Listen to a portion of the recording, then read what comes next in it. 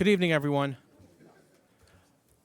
This meeting is being held in accordance with the Open Public Meetings Act, and adequate notice of this meeting has been provided as required by law. Specifically, the revised annual notice was emailed to the West Essex Tribune and Star Ledger on February 28, 2023, and 48-hour notice was emailed to the West Essex Tribune and Star Ledger on July 12, 2023. The agenda and resolutions for the meeting are available on www.livingstonnj.org. Certain portions of this meeting may be closed to the general public for the purposes, may be closed to the public for the purpose of personnel and/or other matters as outlined in the Sunshine Law. Decisions made and/or discussed in closed session will be made known to the public at a later time. Notice to the members of the governing body and township staff. Any use of electronic devices during this meeting shall be used solely for the purposes of township business, and any communications are subject to the Open Public Records Act. To the extent possible, this evening's Township of Livingston Council meeting will be live streamed via Facebook at www.facebook.com/LivingstonTownshipNJ. Questions or comments will be accepted by emailing livecomments@livingstonNJ.org by 4 p.m. on the day of the meeting. Each speaker should follow the rules of order in Livingston Code 2-15. Madam Clerk, roll call, please. Council members Meinhardt. Here. Klein. Here. Begoli. Here. Deputy Mayor Anthony. Here. Mayor Vieira. Present. So we're going to stand and have the Pledge of Allegiance and a moment of silence. But as each of us reflect through our moment of silence, let's continue to remember those in our community who are facing difficult challenges. Let's keep in our thoughts and prayers the family of our Lieutenant Governor Sheila Oliver and two former Livingston mayors who recently passed away, Mayor Ed Sullivan and Mayor Stephen Geffner. And also let's keep in our thoughts and our prayers the people of Hawaii, especially the Miami area. Thank you. Maui, I'm sorry.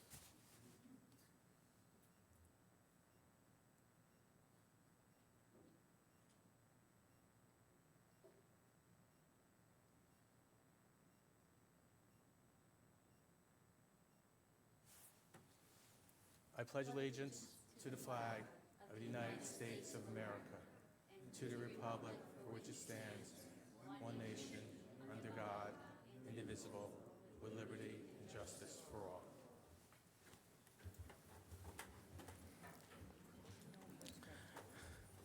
Thank you. Is Eileen Fishman here from the County of Essex? Okay, we do not see Eileen right now. So tonight we have one presentation and one proclamation. Tonight's presentation, I'd like to welcome Fal Pandya and some of our younger Livingston residents to present us with India's Independence Day. Fal?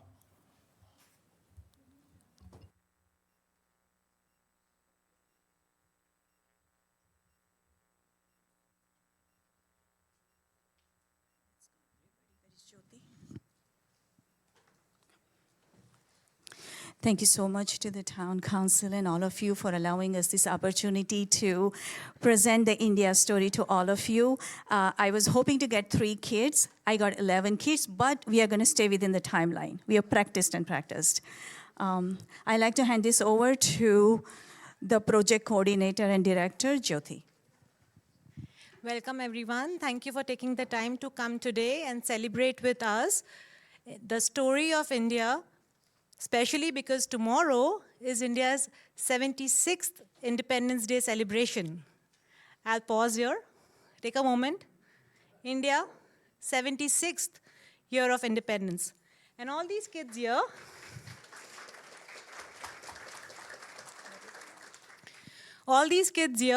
are going to share with you some glimpses of all the stories of India, typically. So we have Nikita, Yana, Krish, Ashwat, Vedant, Anya, Eva, Sonia, Priyanka, Arya, and Suraj. So I'll hand it over to them. Please maintain some silence and try to listen to them. They've practiced a lot for all of you, especially here. India is the largest democracy in the world with 1.4 billion people. The original name for India is Bharat. The Indian civilization flourished near River Sindhu, so the names Hindu and Indus Valley were used by foreigners. Indian civilization dates back thousands of years. India is proudly diverse with 29 states and 8 union territories, each with its own language, culture, food, and clothing. India has 22 official languages and 19,500 dialects. India is the spiritual epicenter of the world with secular constitution that supports all world religions and their sects. Hinduism, Buddhism, Sikhism, and Jainism are born in India. Throughout the history, India has never attacked any country or occupied any other country's land. India believes in the concept of the world is one family. Before colonization, the following countries were part of India: Afghanistan, Pakistan, Bangladesh, Nepal, Sri Lanka, Bhutan, Tibet, and Myanmar. You probably know that India has given yoga and meditation to the world. Did you know that India has invented zero, along with so many advanced concepts and discoveries? Prior to colonization, India's GDP was 23% of the world GDP. India is once again rising due to its spiritual ethos and contribution to the welfare of humanity. Right after World War II ended, India got its independence from the British on August 15, 1947. India had faced brutal foreign invasions for nearly 800 years before the Britishers colonized and ruled India for 250 years. Many freedom fighters fought for independence from the British, with Mahatma Gandhi being the leader with his non-violence and truth principles. The Gandhi Way reflects the core fabric of India rooted in nonviolence, which inspired leaders like Martin Luther King and Nelson Mandela. By the time the Britishers left India, they had looted $45 trillion worth of wealth from India, leaving Indians in utter poverty, a lack of education, and self-pride. When the Britishers left, Pakistan and today's Bangladesh were carved out of India as separate countries. India adopted a parliamentary democracy, affording rights and protection for all its people. India has 2,500 political parties, allowing freedom of expression to all sections of society. India elected its first woman prime minister in 1966, 19 years after it gained its independence, and continues to have nominated women as past presidents of India, including the current president. India to this day has many challenges and the lingering impact of the last 1,000 years of invasions and colonizations.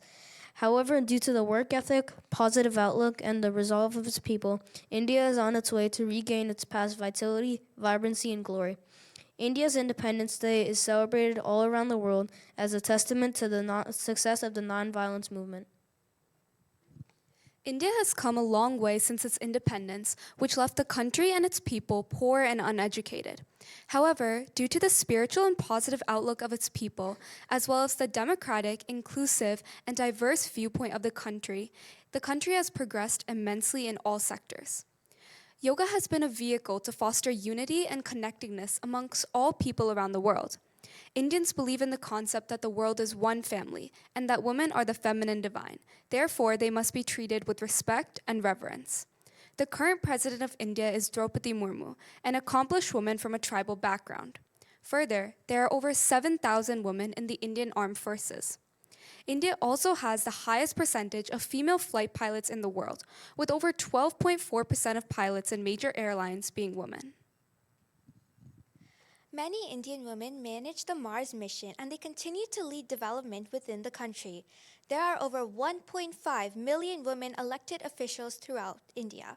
The country has taken on many infrastructure projects with the aim to improve the quality of life for citizens, especially for those in rural areas. New airports, roads, monuments, and structures have been built all across the country. Many citizens have been granted over 30 million affordable houses in the last decade. India is changing fast. To empower those in poverty, India has set up a program, Ayushman Bharat, which provides free healthcare to the people in poverty. Thanks to this project and many others in the past decade, the poverty rate has greatly decreased from 21.9% in 2011 to about 14.9% in 2021. India is taking progressive steps to support the environment and sustainability. It is home to the world's largest solar park spanning over 56 square kilometers, almost the size of Manhattan. It has the capacity to produce 2,245 megawatts, contributing to reduce greenhouse gas emissions by an estimated 4 million tons per year. India became the only G20 country to meet its Paris commitment. 40% of India's energy resources come from its renewables, 9 years ahead of the target of 2030. Indian people consider Earth as a mother and therefore consider it their duty to protect it. Going beyond the Earth, with a focus on space exploration, India has been working on the Mars mission and lunar mission. It is an active Chandrayaan program with moon lander and rover. It is currently on its third attempt to land on the moon. It is scheduled to touch down in the moon's south polar region around August 23rd. India's space agency, ISRO, is working in close collaboration with NASA. India's digital transformation started with the program Digital India that was launched in 2015, which connected people from all corners of India with the world. Initiative has transformed India in connectivity, governance, and financial transactions. Currently, there are an estimated 850 million smartphone users in India. In the last 9 years, India has developed a biometric identification-based banking system, which reported 74 billion transactions in 2022, resulting in $1.5 trillion transfers. 3 times a year, 100 million farmers receive assistance in their bank accounts through digital banking. In 2022, out of every 100 real-time digital payments in the world, 46 happened in India. India's progress has been accelerated due to digitization, reaching people of all economic levels. In a world of full uncertainty and tension, India's idea and commitment to bring international peace globally has shone like a beacon of hope. As the COVID-19 virus swept across nations, India stood tall, earning its name as the pharmacy of the world, being the world's largest vaccine manufacturer, participating in COVAX initiative, and supplying vaccines to over 150 countries. Within India, 2.2 billion doses of vaccines were administered to its people totally free of cost. But beyond giving mere aid, India shared resources in a way that empowered nations to stand on their own feet, fostering capability rather than dependability. In the quarters of the UN, with India trying to bring cultural diplomacy, education, multilateralism, poverty eradication, and peacekeeping, India is yet again leaving a mark on the world's diplomatic landscape through the reforms in the UN, moving away from decolonization and apartheid. With a rapidly growing GDP, India's economy ranks as the 5th largest in the world and is soon to become the 3rd largest. This shows its steadfast commitment to growth, innovation, and development. And this commitment isn't confined to only national boundaries, it's showcased on the international stage, as India takes the lead in the G20, steering conversations about poverty and technology that shape our collective future. India and the United States are united in defense and aerospace ventures, spurring innovation and job creation. India's created millions of jobs in the U.S. aviation industry, and this collaboration extends to semiconductor supply chains, bolstering technological progress for both nations. Exploring the business and industry landscape, we encounter an exceptional group of CEOs with Indian heritage. These visionary leaders steer some of the most impactful global enterprises like Google, Microsoft, Tesla, Alphabet, Adobe, IBM, VMware, Twitter, Chanel, Gap, Flex, and more. India's role is woven into the very tapestry of human progress. Let us be inspired by this nation that radiates compassion, innovation, and leadership, reminding us that the path to a brighter world lies in unity, cooperation, and the pursuit of a shared destiny. According to McKinsey CEO Bob Sternfels, it's not India's decade, it's India's century. Thank you for the opportunity to present India's story today. Namaste.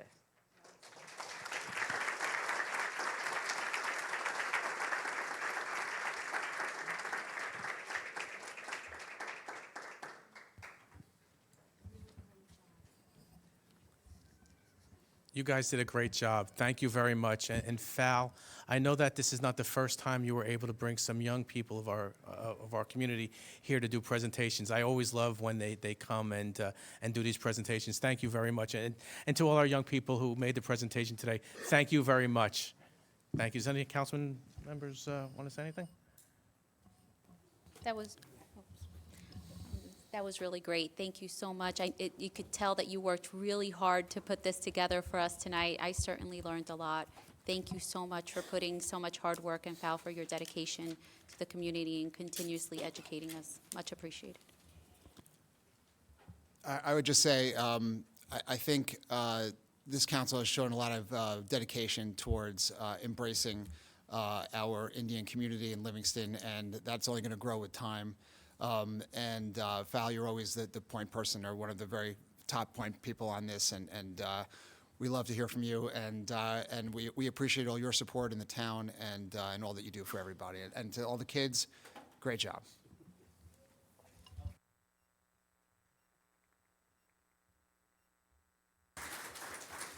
I will certainly echo all the comments that I've made before, but I also look forward to seeing everybody tomorrow here in front of Town Hall at 6:30 when we have the honor of raising the flag of India for its Independence Day. So we look forward to seeing everybody as well, and thank you again, Val, for everything that you do for this community. I'll just echo what everyone said here. Thank you so much. What a great job.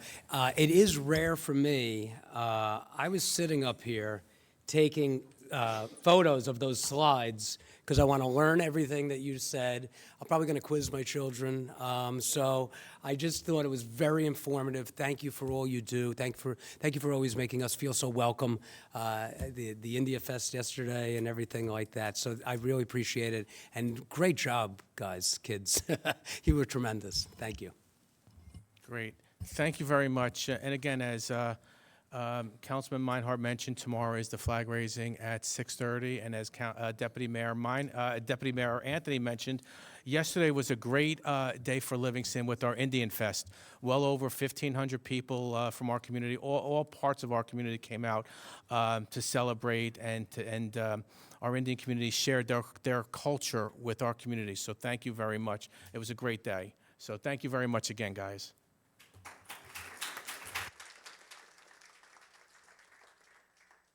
So continuing, now I have a proclamation recognizing National Preparedness Month in the month of September. And it says, whereas emergency preparedness is the shared responsibility of the entire nation, and every community, every business, and every individual has a role to play in preparing for emergencies.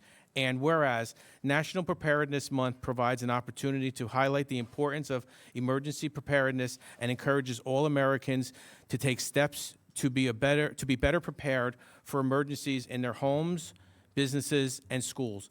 And whereas federal, state, and local officials and the private sector are working to deter, prevent, and respond to all types of emergencies, these activities, along with an active American community, contribute to a level of national preparedness that is critical to securing our homeland. And whereas National Preparedness Month is a nationwide coordinated effort that allows Americans to learn more about ways to prepare for all types of emergencies, from natural disasters to potential terroristic attacks. And whereas the U.S. Department of Homeland Security and the American Red Cross all urge all Americans to take time during the month of September to get an emergency supply kit, make a family emergency plan, be informed about different threats and their appropriate responses, and get involved in preparing their community. Now, therefore, I, Michael M. Vieira, Mayor of the Township of Livingston, hereby proclaim September 2023 to be National Preparedness Month in the Township of Livingston. I call upon the people of Livingston to recognize the importance of preparing for potential emergencies and to observe this month with appropriate events, activities, and preparedness programs, as well as information on emergency preparedness, which is available on our website at www.livingstonNJ.org. And it's signed by Michael M. Vieira, Mayor. Thank you.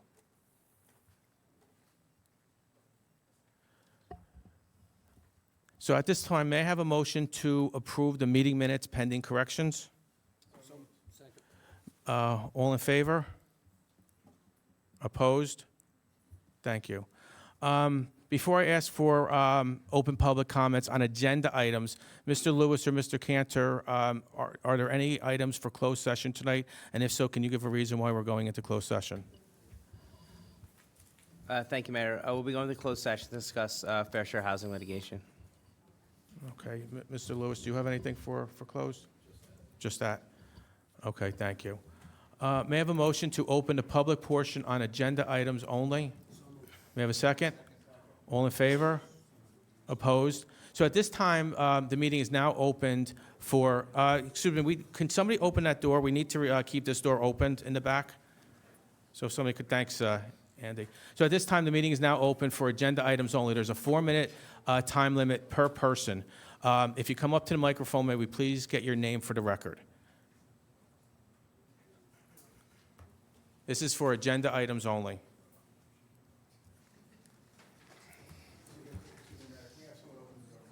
Oh, I thought I thought somebody did. Somebody closed it again. Thank you, Justin.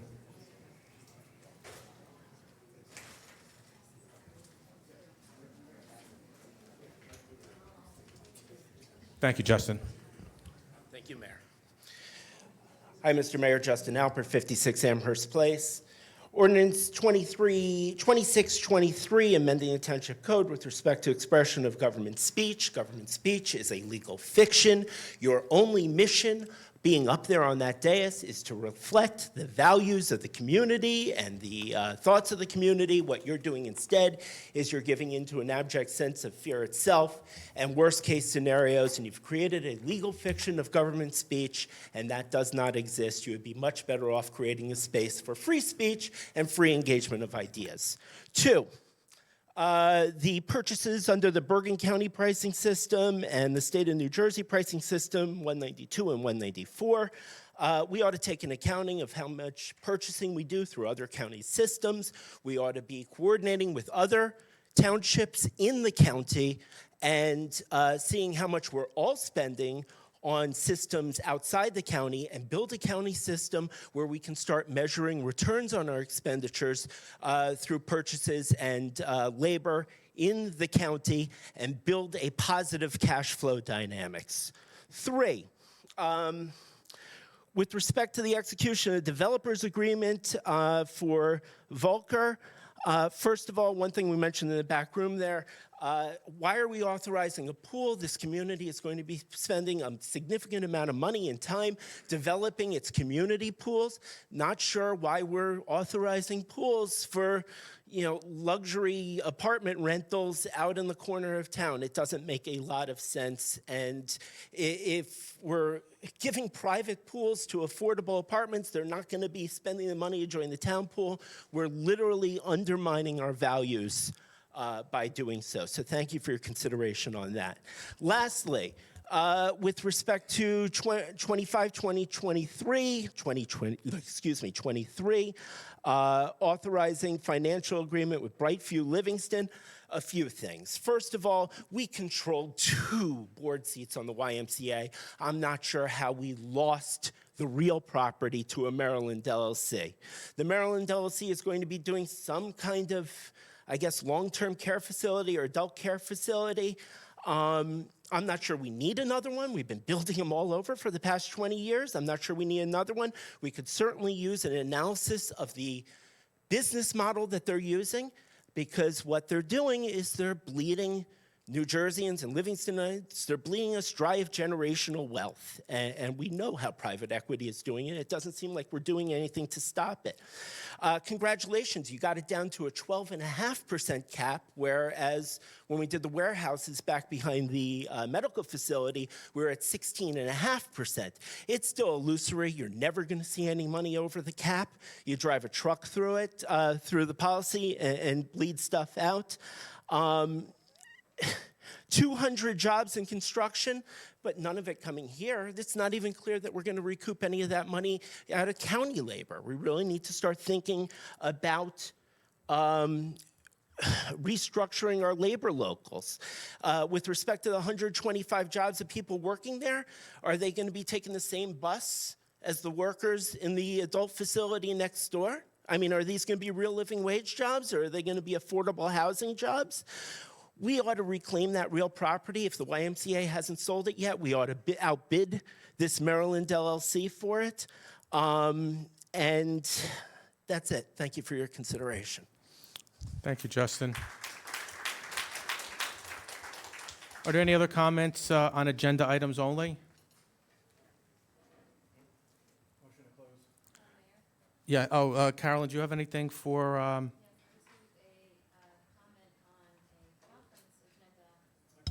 conference agenda item on the Broad Lawn Drive flooding. It's from Marissa and Eric Tucker at 35 Shadow Lawn Drive. Michael and Barry, can you please provide an update on the Broad Lawn Drive flooding issue? Great, and during the conference meeting, we talked about hiring a engineering firm to look into that, and it was approved by the entire council who supported that. Thank you. Anything else, Carolyn? No, Mayor, that's it. Thank you. So hearing any, no more comments, may I have a motion to close the public portion on agenda items? May I have a second? May I have a second? All in favor? Opposed? Great, thank you. Madam Clerk, will you please read ordinance number 22-23 by title? Ordinance 22-2023, amending Chapter 29, public parking spaces for charging electric vehicles. Thank you, Madam Clerk. May I have a motion to open the public hearing? All in favor? Opposed? Okay, the public hearing on ordinance number 22-2023 is now open. There's a 4-minute time limit per person. So you come up to the microphone and please give your name for the record. Seeing none, may I have a motion to close the public hearing? May I have a second? All in favor? Opposed? Thank you. May I have a motion to move ordinance 22-2023? I'll make the movement. It's been moved and been seconded. Do any council members have any comments on ordinance 22-2023? Madam Clerk, can you please proceed with the roll call? Councilmembers Meinhardt. Yes. Klein. Yes. Begoli. Yes. Deputy Mayor Anthony. Yes. Mayor Vieira. Yes. Thank you. Madam Clerk, can you please read ordinance number 23-2023 by title? Ordinance 23-2023, amending Chapter 29, regulating parking during certain periods. Thank you, Madam Clerk. May I have a motion to open the public hearing? It's been moved and it's been seconded. All in favor? Opposed? So the public hearing on ordinance number 23-2023 is now opened. There is a 4-minute time limit per person. So if you come up to the microphone, just please give us your name for the record. May I have a motion to close the public hearing on ordinance 23-2023? It's been moved. May I have a second? Second. All in favor? Opposed? May I have a motion to move ordinance 23-2023? May I have a second? Second. Do any council members have any comments on ordinance 23-2023? Madam Clerk, can you please proceed with the roll vote? Councilmember Meinhardt. Yes. Klein. Yes. Begoli. Yes. Deputy Mayor Anthony. Yes. Mayor Vieira. Yes. Thank you. So, Madam Clerk, can you please read ordinance number 24-2023 by title? Ordinance 24-2023, amending Chapter 274-13, installation of sidewalks of the Township Code to add a new Chapter 274-13, F, authorizing limited exemptions. So may I have a motion to approve ordinance number 24-23? Sorry. May I have a second? Second. Is there any discussion? Madam Clerk, please proceed with the roll call vote. Councilmember Meinhardt. Yes. Klein. Yes. Begoli. Yes. Deputy Mayor Anthony. Yes. Mayor Vieira. Yes, and could you please set a date? Yes, so the date was set for the next meeting, which was originally scheduled for 9/13/2023, which is after our meeting in the conference room. It's now being moved to September 7th, 2023. Thank you. Madam Clerk, can you please read ordinance number 25-2023 by title?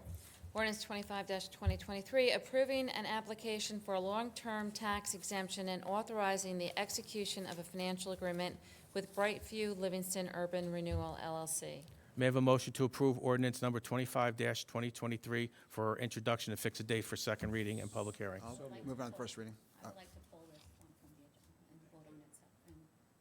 Well, this is just for introduction for a public hearing.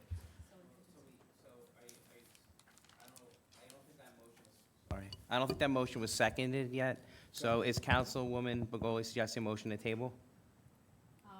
I think, well, I think you would need a motion to table.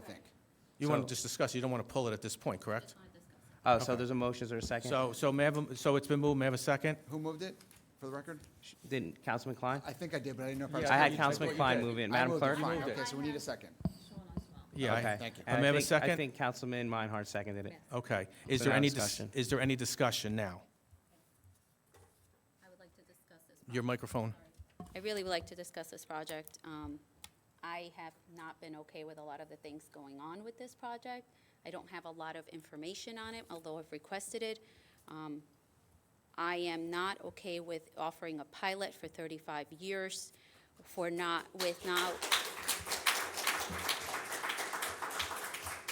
without a set-aside for the Board of Education. While I understand I keep being told that it's only one pot of money, I hope the residents understand that the board almost raised their taxes 3% this year. For various reasons, they're allowed to do that. But 3% of 60% is a lot of money versus the money that we put out, which is, I think this year we raised less than 2% on our 17%.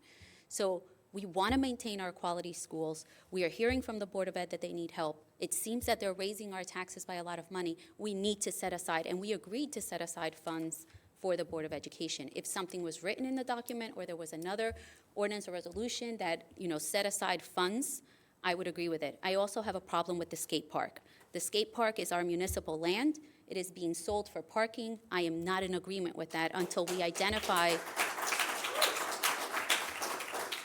a location where it could be placed, whether we can afford to place it and rebuild it. And I have none of that information tonight, so I am not okay with this pilot being issued at this time. Once we have more information, then I would happily go back and consider it, but this is a 35-year pilot where I don't have enough information to give a vote tonight, but if this were to go through, I don't see how I can support it.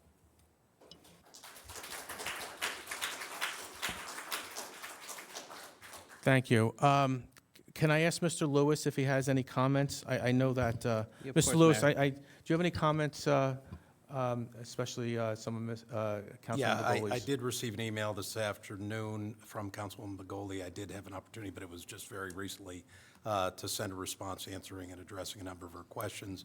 And within a memo that I provided, and certainly we can have that discussion, and I would think we would have that prior to or at the public hearing regarding the economics of this project, why when the YMCA was looking to relocate and they brought in potential opportunities and potential purchasers, there was, and at the time, Councilwoman Begoli was not on the council.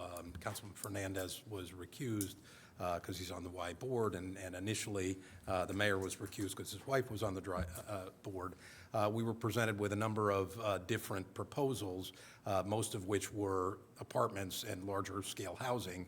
And when we looked at the traffic impacts, the potential impacts on schools, the assisted living, which obviously generates no school kids and has very minimal traffic, and is a very quiet sort of use, conducive and consistent with the neighboring nursing home.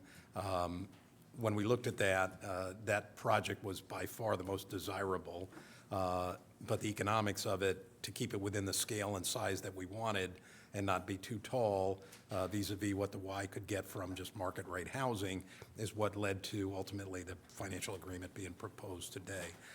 As it relates to the skate park, there is a commitment by the redeveloper, both in terms of purchasing the property and the relocation of the skate park. We are evaluating new sites, but part of that is going to involve the skate committee, and other people have suggested there may be a desire to improve upon and possibly expand the existing skate park. So we need to kind of get those answers to make sure we pick a suitable site that's big enough and to pin down the cost. Obviously, the redeveloper's commitment is basically based on the skate parks that's there. If we wish to expand or improve it, we would do so with funds out of our Open Space Trust Fund.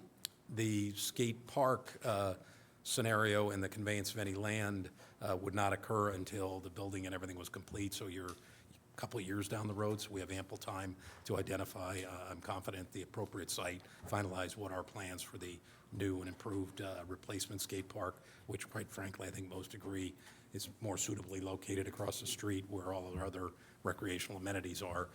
So there's ample time to do that, but there is a commitment within the redeveloper agreement that was previously approved. Mayor, can I just, Barry, you touched on a couple of things. You said that the idea would be to put the skate park closer to the oval park. I mean, are we waiting for a skate committee to figure out an exact spot for that, or do we think we know where that might be? Well, I think we've identified 2 or 3 potential locations. Part of that hinges on, do we want to, we know the existing footprint, so we can take that and say it would fit here, here, or there. If there is a desire to expand the skate park, and some of these include bowls and they can take up a lot more land, that may or may not impact which of those potential sites would be the So- most suitable. So I'm just going to go ahead and say that without having definitives of what we're doing, I don't want to end up with like another pool situation where we don't know what we're doing with the pools and we're still up in the air and the residents don't know. This skate park was very meaningful, and I do want to have a plan before we approve this moving forward of where that skate park will go. And even if we can even build it with the amount of funding that we're getting, because with prevailing wage, I'm not sure that we can build this skate park for $250,000 at the cost of construction today. So there's a lot of open questions that are still on the table right now for us to just move forward and, approve this on first reading without having all the answers. I would motion to table it for tonight if any other council member would be in agreement. I would also add that would still be, and part of these details would be worked out in connection. We have not yet approved, which would be a whole separate ordinance, a property sale agreement, which actually provides for the conveyance of that property, including the skate park provisions. So that is not on the agenda, has not yet been approved. That would be a step that I think a lot of this information, these things would be more relevant to that before you move forward with that property sale agreement. Barry, can you also speak to why, just as for informative purposes, why it is felt that the skate park needs to be incorporated into that property? In other words, why couldn't they build it and leave the skate park alone? Yeah, so when we looked at the project, there was 2 different components that we're pushing. The developer wanted to have a certain number of parking spaces based on their own sort of anecdotal experience in their other facilities and what they felt was a good enough number of parking. We, on the other hand, were looking at the ITE and other model parking and wanting to make sure that they had adequate parking. There was also an impact from the DEP, changed some of the stream setback rules along the brook in the back, which kind of compressed the site. So to facilitate additional parking to meet what we felt was an appropriate amount of parking, coupled with that, they needed additional land. They did try and see if they could get anything from Inglemoor left to next door. They even sought some agreements or arrangements potentially with the bank further up to possibly lease spaces for their staff who they could make walk, and none of those were really feasible options. And it's going to be 4 floors, correct? It is 4 in the rear, 3 in the front. We wanted more consistent along the streetway, and the property does drop back as you go towards the river, so the height, say from South Livingston Avenue, is not even a full height story differential, but it's 3 in the front, with the idea being that would be relatively consistent height with this building. So the last thing I'm going to say is that I understand that this is financially good for the township, but I also think we need to listen to what the residents have been asking us for and are coming here every single meeting.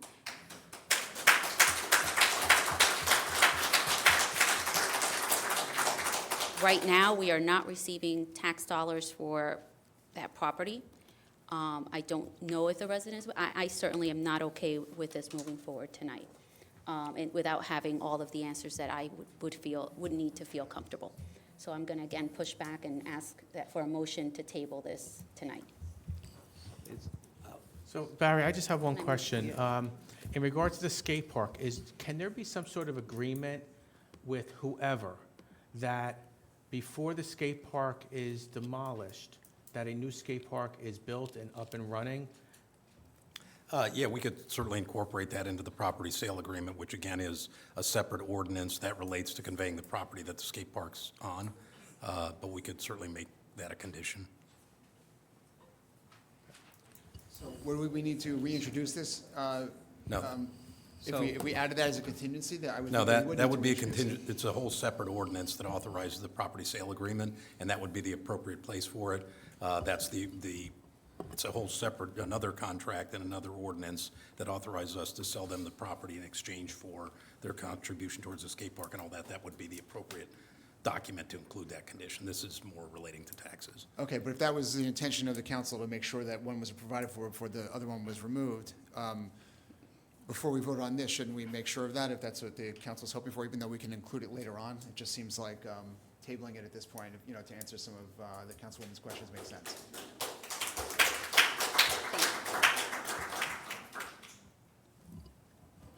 So before I ask, is there any other discussion? No, I think my fellow councilman and councilwoman took care of my concerns, so I would second your motion. I don't think there's a motion yet. I think she did Deputy say Mayor. she was. So I'll ask for the motion, so. Motion May I to have a table motion to tonight's table, I guess this is 25-2023? Correct. Yeah, I'll second it. Well, it's been moved by Councilman Begoli, seconded by Deputy Mayor. Any discussion? I have a question. What kind of deadline are we working on with the Y as far as trying to get this project underway? So this is a very good project. I know we're under some deadlines. We're under the deadline with some Ys as far as projects to get this. What kind of deadline we are? Because, you know, we had a meeting a few years ago. Even the residents behind the Lutheran Church, where the Y is going, were very much in favor of the project. And the sale of this building is, you know, very important, if not necessary, to get this project underway. And we certainly, you know, the Y is a very beloved place, and we don't want to see the Y leaving the town, which I know they've looked at, they might be looking at some other properties as well. So we want to make sure we're working with the Y as well. So is there a deadline that we're under to get all this done? I can certainly check with the Y to confirm. I think based on the conversations and stuff I've had, if we postpone this till the next meeting, on which I think we've now moved to September 7th.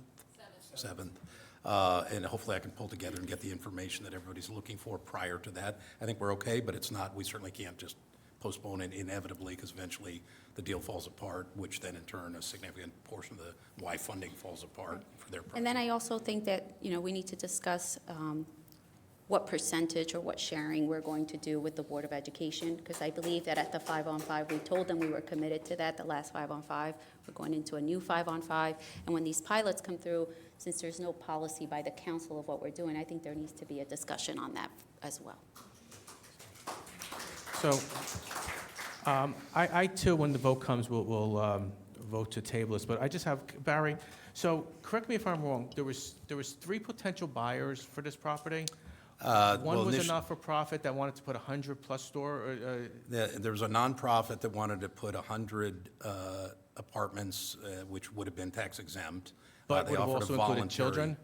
Pardon me? Would have included children? Potentially school children. Then there was market rate. I believe there was a 70-unit complex and a 100-unit complex, each of which would have not only included the potential for children, would have also had 20% affordable, of which 20% of those would have been 3-bedroom, which would almost assuredly generate school children.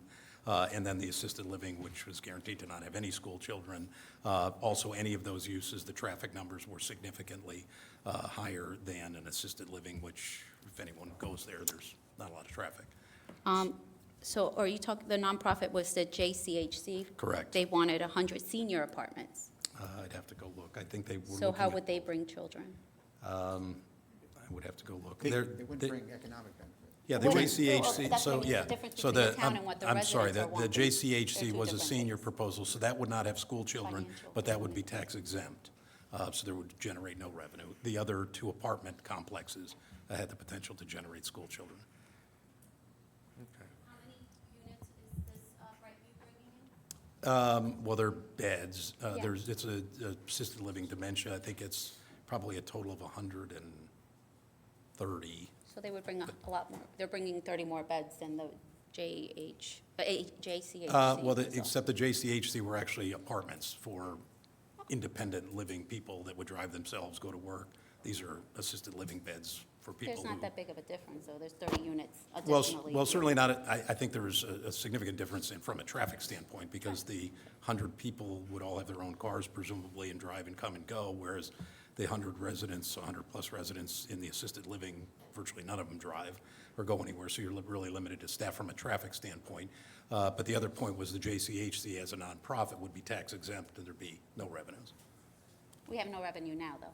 That's correct. Correct. Any other discussion? Madam Clerk, there's a motion on the floor to table 25-23. Roll call, please. Councilmember Meinhardt. Yes. Klein. We're voting to table it? Yes, Yes, Councilman. Begoli. Yes. Deputy Mayor Anthony. Yes. Mayor Viera. Yes. Okay. Thank you. Barry, by the next meeting, you'll have all the questions Yes. for Councilwoman Begoli and the rest of the council? Yeah, Fair? I'll go ahead and forward. I answered her questions, but I think she and I were the only on the email, so I can forward that. And you know, in regards to the pilot, the split, I know 5% goes to the county. How can we assure the school board that we are very serious about sharing pilot money with them? Is there something that we could put in writing? I know it's difficult because it's project to project, but what can we do to assure them? Yeah, let me check with redevelopment council, see how they've done this in other towns in terms of memorializing that commitment, whether it's a resolution, some sort of agreement with the Board of Ed. Let me see how they've done that. Thank you. Madam Clerk, can you please read ordinance number 26-2023 by title? Ordinance 26-2023, amending Township Code with respect to its expression of government speech. May I have a motion to approve ordinance number 26-2023 for introduction and fix a date for the second reading I'll and move public it hearing? first reading. It's been first and seconded. Is there any discussion? Madam Clerk, please proceed with the roll call vote. Councilmember Meinhardt. Yes. Klein. Yes. Begoli. Yes. Deputy Mayor Anthony. Yes. Mayor Viera. Yes, and the date? Will be September 7th, the move date for the next council meeting. Thank you very much. So at this point, we're at the consent agenda. All matters listed with an asterisk are considered to be routine and non-controversial by the council and will be approved by one motion. There will be no separate discussions on these items unless a member of the governing body so requests, in which case the item will be removed from the consent agenda and considered in its normal sequence on the agenda as part of the general orders. Madam Clerk, can you please read all the resolutions on the consent agenda by title and resolution number? Resolution 23-189, person-to-person transfer of alcoholic beverage control license from Anthony Cole Fire Pizza, Livingston LLC to Marsag LP. Resolution 23-190, appointment to local assistance board. Resolution 23-191, authorizing disposition of surplus. Resolution 23-192, authorizing purchases under the Bergen County Cooperative Pricing System. Resolution 23-193, authorizing purchases under the Educational Services Commission of New Jersey Purchasing Program. Resolution 23-194, authorizing purchases under the State of New Jersey Cooperative Purchasing Program. Resolution 23-195, authorizing an emergency contract with Campbell Supply. Resolution 23-196, appointment of Jacob Nunez. Resolution 23-197, new club license Livingston Lodge, number 11, free and accepted Masons. And Resolution 23-198, authorizing the execution of the developer's agreement with Executive West LLC at 136 and 140 Passaic Avenue. Thank you, Carolyn. Do any members of the council wish to have any items removed from the consent agenda for separate discussion and voting? So may I have a motion to approve all the resolutions on the consent agenda? May I have a second? Second. Madam Clerk, roll call. Councilmember Meinhardt. Yes. Klein. Yes. Begoli. Yes. Deputy Mayor Anthony. Yes. Mayor Viera. Yes. Thank you. So at this time, we are at the public portion on any subject. May I have a motion to open the public portion on any subject? May I have a mover? May I have a second? All in favor? Opposed? Thank you. Meeting is now open on any subject with a 3-minute time limit. When you come up to the microphone, please give your name for the record. Thank you. Stacy Abenstein, 11 Browning Drive. While I understand that the council cannot discuss ongoing lawsuits, I have questions regarding township enforcement of DEI rules and regulations. Is the township and the police department planning to address the concerns the lawsuit raises in regards to racism, anti-Semitism, and homophobia in our police department? I feel like we have a responsibility to create standards that the township requires be followed with consequences in place if they are not. Additionally, I would like to create safeguards for whistleblowers. If these safeguards exist already, they are clearly not being followed. I am offering the services of the Social Justice Committee to help write these goals if you would be willing to let us. Look, we cannot change the past, but we must impact the future. I read the lawsuit, all 70-some-odd pages, and most of the facts stated are not even in dispute. Let's work together to ensure our town and all its departments go forward in a positive and inclusive manner. Thank you. I just want, Mayor, so Mr. Cantor? I'm not going to get into it because it's ongoing litigation, but the township vehemently denies many allegations in that complaint, if not most of them, and filed an answer to that extent.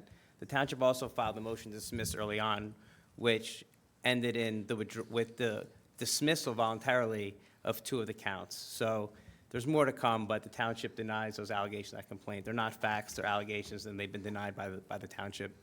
And as to any of the complaints that have been raised, they've been handled appropriately.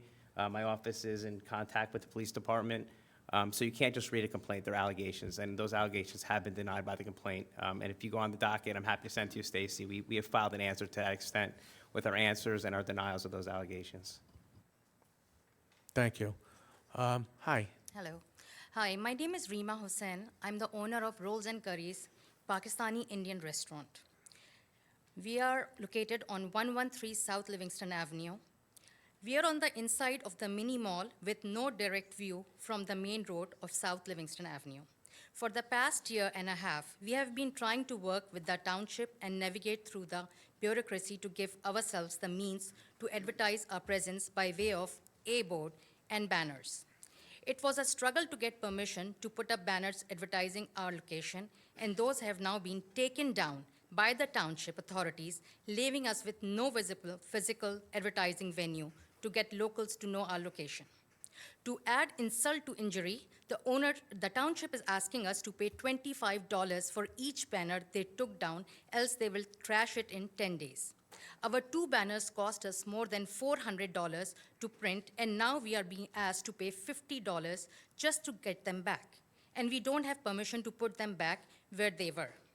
After months of delays, the township finally granted my landlord permission to install a monument, but restricted it to a 4x6 size. A board this size with the address and names of 7 small businesses will hardly be readable from the road. My landlord has also had to hire lawyers to ensure compliance with township regulations, which needlessly add costs that none of us can afford at this time. Other stores in the area have their banners and larger boards advertising their presence. Not sure why rules are being selectively enforced against us. We opened shop in Livingston to add diversity to the food offerings in the town, and they are very appreciative of the love and support shown by our fellow Livingston residents. We will try as much as possible to continue to serve the town with delicious food, but the regulations and bureaucracy are a serious distraction and are causing us significant losses that we may not be able to sustain for the future. We request locals to help us in ensuring our Livingston downtown that's not only survives but thrives. We ask help to provide small businesses the means to have their presence advertised. Thank you.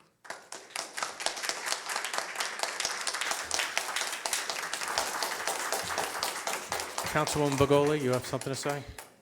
I think I'm on fire tonight. I'm sorry if this is gonna, I'm going to try to say this as delicately as possible. It is unfair to say that this council has not done anything to help your business. You came before our council in conference session. Our mayor graciously said we are going to, even though we had our rules in place, and these are the rules that have existed for everyone, and I am a rule follower. That's what I do as an educator. Teachers that are in the room, we know we're rule followers. The rules are written for a reason, and there was a rule that no monument sign would exist there. We actually changed the rules to favor your business. I sit on the planning board, and I know how much we deliberated on this, and I know how we changed the rules to accommodate your business so that it would continue to thrive. So when we say it's insult to injury, yes, I believe it is on this side of the table because we bent over backwards to help. At the same time, what we call bureaucracy are also the rules that we put in place for the benefit of our town and to continue to have our town looking the way we believe it should look. That's why these rules were put in place, not what I believe, what the residents believe. So when there are banners that are torn and don't look the way that that we believe they should look and are against our policies and our ordinances, and we have already changed our rules to accommodate a business, it is extremely insulting to the council to then come back in and tell us that we're not doing exactly what a particular business wants. That's not what we're here for. We've already tried to help. But thank you for your comment. No, your time is up. Are there any other comments? Charles Rubin, Baldwin Terrace. In observing what has been going on, in observing what's been going on in town regarding Mount Laurel developments, Eisenhower Parkway behind Kushner, plans for West Mount Pleasant Avenue, Westminster Hotel, just to name a few. It appears we are more than meeting our fair share of Mount Laurel requirements. Millburn and Roseland seem to have figured out how to mitigate the effects of Mount Laurel and still maintain the character and integrity of their town. You can spin anything to make it sound good. That doesn't make it so. 45 South Livingston Avenue is being labeled as redevelopment. I call it overdevelopment or urban sprawl, resulting in increased traffic, overburdened school system, increased crime.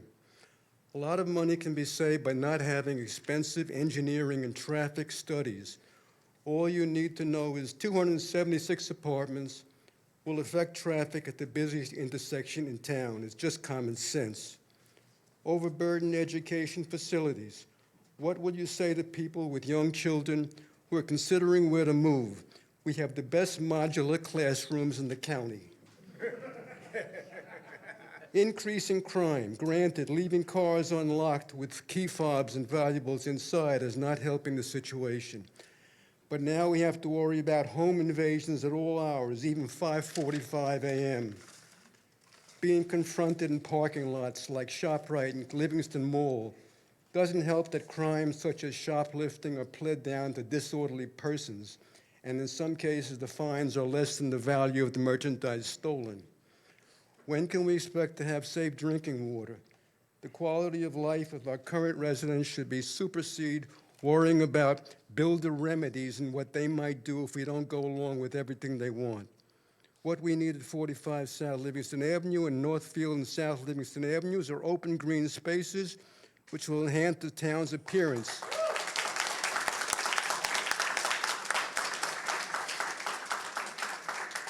And even provide places for our children to meet beside the 7-Eleven parking lot. Yeah.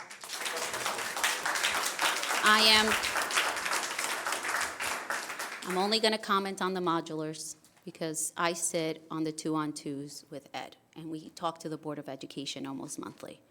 We actually have a meeting coming up this Thursday. Children are not in modular units in this school district. They have brought in modulars, but they're not for kids. No children will be in the modular unit classrooms. Now, there's a lot of misinformation going on with what's happening at the Board of Education, a lot of it. And I guess as just one person on the council who is an educator and a superintendent of schools, I can tell you that I have reviewed all the data. I've asked for reports from the state to be able to say the comments that I'm saying tonight. Although children have increased, the population, that's not denying that the population of children have increased in the school district. My evaluation of their ASSA reports does not show that there is overcrowding at this time. However, what I want to commend Dr. Block for, and I am 100% in agreement with him, is that there have been the creation of additional programs and services to the benefit of our children that have affected facilities. For example, I commend the Board of Education for bringing on full-day preschool. I think it's amazing that we're going to provide a full-day program to our most vulnerable children in this town. But when you go from 3 classrooms of students that were half-day programs, now you're going to have to go into 6 classrooms to accommodate the children that were there earlier. So while we're increasing facilities to the benefit of our town, which I think is essential and wonderful and will only benefit our kids and keep our school district being the thriving school district that it is, there's a lot of misinformation that is being offered to the residents that is absolutely not the case. And I'm going to continue to speak out about it. I'll speak out about it at the 5-on-5. And you can all request the same information I'm requesting. But to come here, as I wasn't here at the last meeting, but I had the opportunity to watch it, there was so much being said specifically about the Board of Education that is not necessarily correct. When we increase our programs and services, we run the risk of increasing our facilities, which we're going to need more facilities to accommodate for those services. That doesn't necessarily mean that there is a significant level of overcrowding where we all need to yell and scream and go crazy and say that and instill fear on all our residents. That is not true. Thank you. So also, one more thing, you talked about the crime, just so you should know, it's currently zoned for retail. So the developer can easily put up 70,000 square feet of retail space right now, which we couldn't stop at all because it's currently zoned that way. So in case, there's any other thing besides housing that goes up, it's going to be retail. So when you talk about crime, there's going to be 2 retail locations right there as well. So, Mayor, if I may? Yes. It's not essential, but if anyone's comments regarding not the Bottle King property, perhaps they can go first, and then Councilman Klein could recuse himself from the remainder of the public comments. If you have mixed comments, that could be. But Okay. I think he's not actually recused from hearing the comments, but I just think to make everybody more comfortable, and he does have, and in case, so everybody can speak their mind freely in case they were concerned that Councilman Klein's up here. So I just ask if you have comments that don't involve. Well, he, Okay, I guess you're speaking for everybody, but I'm still going to make my comment, and I still stand by what I said. Thank you. so I am going to ask if anybody has anything besides the Bottle King project. Why don't you come up to the microphone first, and then what I'll do is Sean, if he's comfortable, you can leave. If you want to stay, you can stay, but it's up to you. Then we could talk Bottle King. Justin? Hi, Mr. Mayor. Justin Alpert, 56 Amherst Place. Few things. One, just want to give a shout out to Sweet Needs. If you haven't been there yet, they are off the charts good. The more local commerce and culture we could have like that, I mean, that should just be drawing people in the community off the charts good. Two, no update on the cost of putting up video in the back room so everyone can see what goes on in the conference meetings? Not yet. Okay, looking forward to that. Three, when institutional investments in the community are drawing out 12.5% returns, and they are secured by the appreciated value of real property, you have a broken economic system. Investment secured by the appreciated value of real property in a healthy, growing community should have a practically risk-free rate of return or a very low rate of return. When you enter into an agreement and you're giving away 12.5% on its face, it is broken. That land would be invaluable to the community, especially if you mixed it with the land next door in the adult facility there, and with the Santander. You could put a swimming pool there. You could put new commerce, new culture, apartments above, create real value for the community. So when people come in or we're holding events at the Oval, it's feeding local commerce and culture right across the street. There's a lot we could do there. If we could stop the sale of that YMCA property to a Maryland LLC, we should. We should reclaim it. You want to get our arbitrage council involved? 12.5%. We could write bonds at 7, 8% secured by the value of real property. We do that right here. There needs to be a new model. With respect to additional development going up back behind the mall and whatnot, we're putting up 5 stories made out of wood. Certainly along Livingston Avenue when we develop, we ought to be doing more permanent structures, but I mean, let's start having our fire chief look at some of this stuff. It does not look safe. It does not look like a good idea. I'm not an engineer, but it doesn't look like a good idea to be building really dense housing out of wood. And lastly, with respect to the Y property, I'm not sure we ever engaged Appraisal Systems, Inc. to tell us what the natural assessed value of that property would be. And I'd like to know that before we entered into a pilot. We did not include Exhibit B and C on that. We should include that in the next package so people can look at that and understand what's going on. And again, that land would be invaluable to this community. We can do better. Thank you. Thank you, Justin. Does anybody else, your name for the record? Tammy Brill, 20 Fairfax Drive. Good evening, council members. I've lived in Livingston for 51 years. I am the second of 4 generations of family members who have called Livingston their home. I want to start off by thanking each and every one of you for your service to the community. You have all been elected to represent us and our interests and to make the decisions that will help Livingston thrive. I know that you take your responsibility seriously, and I appreciate your hard work. But I'm writing here today because I'm concerned about the rapid development in town. It seems like every time I turn around, if there's an open piece of property, there's a new multi-family huge development going up. I'm not opposed to development, whether it be retail or even single-family housing, but these multi-family development housings are huge and enormous, and they're all over every place. I am very concerned about the pace and the scale of this development that's happening. We have numerous large multifamily developments, and what I've seen so far, Eisenhower Parkway, behind Kushner. I just only last night saw behind the ambulatory center, which is enormous, that's going up right now. Oakner Parkway, I heard the Westminster Hotel, Livingston Mall, the corner of Northfield, and of course, Livingston Bottle King, which I know I'm not gonna discuss, but to that. But it's just, Livingston Mall, it's every place, it's going up everywhere. I know these are bringing hundreds of new family members and potentially hundreds of children. And I know what you're saying, and I appreciate everything you said, actually, but my whole families were teachers, and the schools are overburdened already. They are crowded. I grew up in this town. They are getting just too crowded. And it's not just the school system, it's our police department, it's our fire department, our water department, our EMS services. Everything is being strained. Everything is being strained in this town. If, God forbid, we have a problem, look what just happened to Maui. We're not prepared. We in Livingston are not prepared for this. And I have to say, I believe enough is enough. We need to slow the pace of development. We need to take a step back and assess the impact that it's having on our community. I urge you all, please, to involve the residents into local decision-making before approving any new major developments that we continue to do. I encourage a public meeting possibly between the Livingston Board of Ed and the town. When you have a 5-on-5 or whatever you have, we would love it to be an open public forum. You can hold it in the high school auditorium. Many people would like to come and listen to the misconceptions that we keep hearing on one side and the other side. Let's have it all out in front of everybody. Let's have the discussions together. We'd like to stop the overwhelming burden before it continues. Let's also discuss with the fire department, the police department, everybody else. I think we're at a crossroads right now. I think we have to choose to preserve the values, the school system, the character of our community, and allow people, as opposed to allowing a few people maybe to line their pockets. We're at a crossroads now. We can stop this right now and make a better place for all of our families. Thank you so much.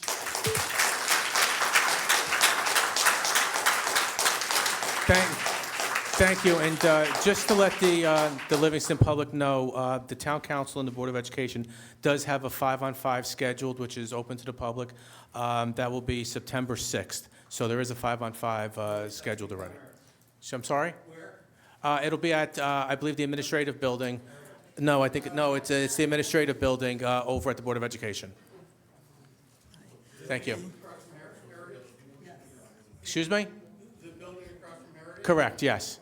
But that was what we had suggested, Heritage, and I guess their auditorium must be, their lunchroom was used or something. Yes. Hi, Sherry Ratner, 19 Fairfax Drive. I also want to start by saying thank you for all your service. And then I want to say everything Tammy Brill said, I agree with. I'd like us to have some green space instead of building. I work in the schools. The schools are crowded. I looked at Burnett Hill that just made a beautiful common area, and now it was demolished because they're making it into more classrooms. They are overcrowded. It is a fact. When they have safety drills like lockdowns, you can't always hear them. That's a fact. There's too many kids. We make the kids in Heritage. Some eat in the cafeteria, some go in the gym on the floor, some go outside because we are crowded. So enough with the building. Let's have some green spaces. We have enough. People come in just for our fabulous high school, but they don't give back to our community. They move in with a lot of children in a little area because this is a great community to be. They have their own pool system. They're not giving back to us. So we know there's money going places, but it's not helping our community. Our land should be beautiful. Our kids should have a place to ride bikes. It shouldn't be kids coming in the middle schools and the older schools from other communities.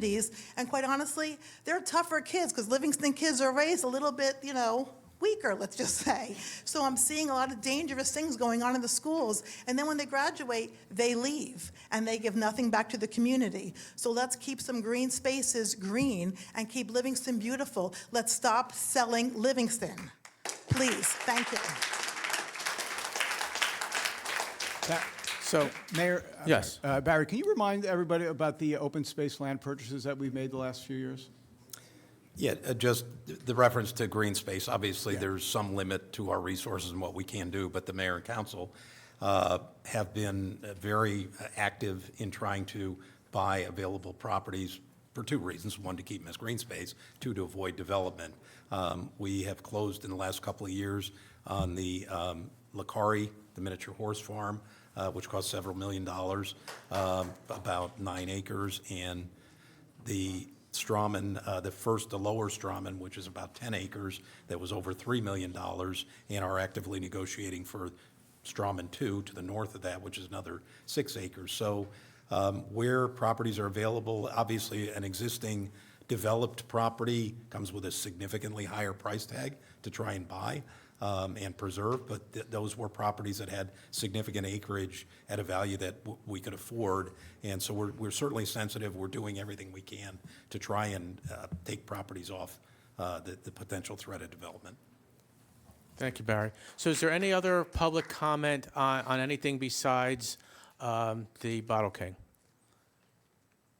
Your name for the record, please?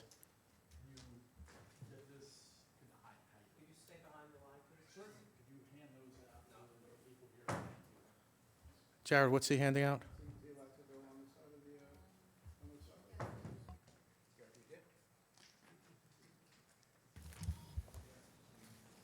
I just want to get this handed out. Your clock has started. My name is Jim Bird. I'm from Titusville, New Jersey.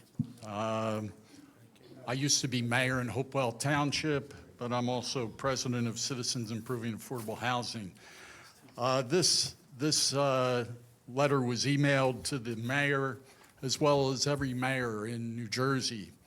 And it goes something like this. New Jersey mayors have expressed their dissatisfaction with the process of providing affordable housing in their towns in many forms. Many criticize the method used by the New Jersey Supreme Court to handle the process of which appears to have to close the relationship with the building developers. For many, New Jersey became quite an unaffordable place to live. The present process of the law has drawbacks, and it needs to be thoroughly reevaluated with the positive modifications to consider all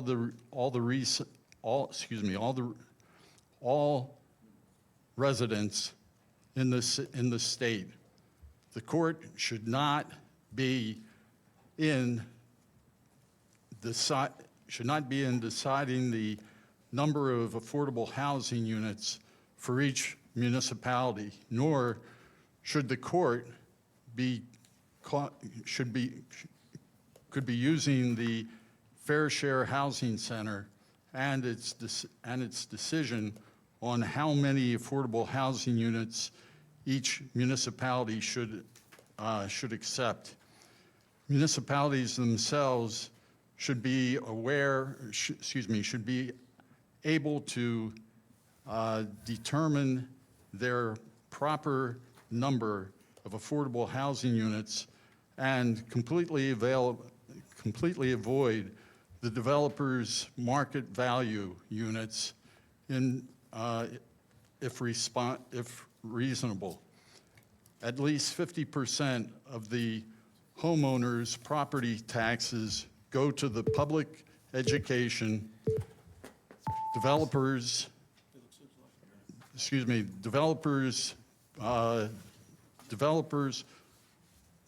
pump.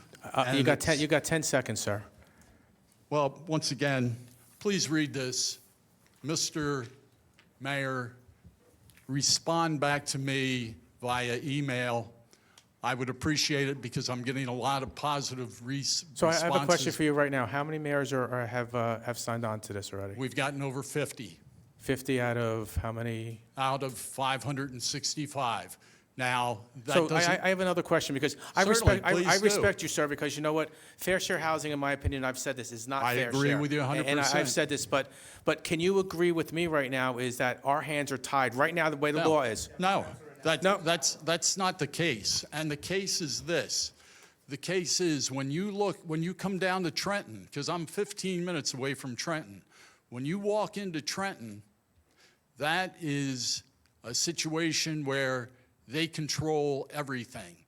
That's where it's people like yourself and other mayors of New Jersey get together and say, okay, it's time to make a reevaluation of affordable housing.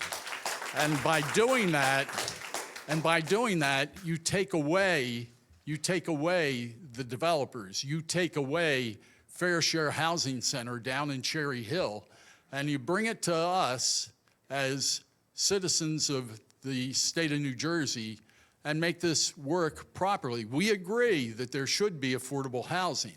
However, we also agree that it has to be reevaluated. Example, Hopewell Township does not have sewer. Hopewell Township does not have water.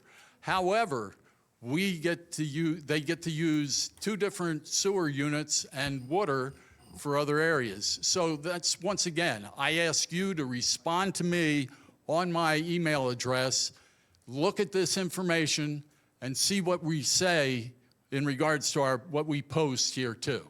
Thank you, Mr. Byrd. So is there any last comments on non-Bottle King items? Mayor? Councilman Klein, you want to, Carolyn, you have something? Yes, please. I have a comment that was sent to me. It's from a Mr. Bill Weil in West Milford.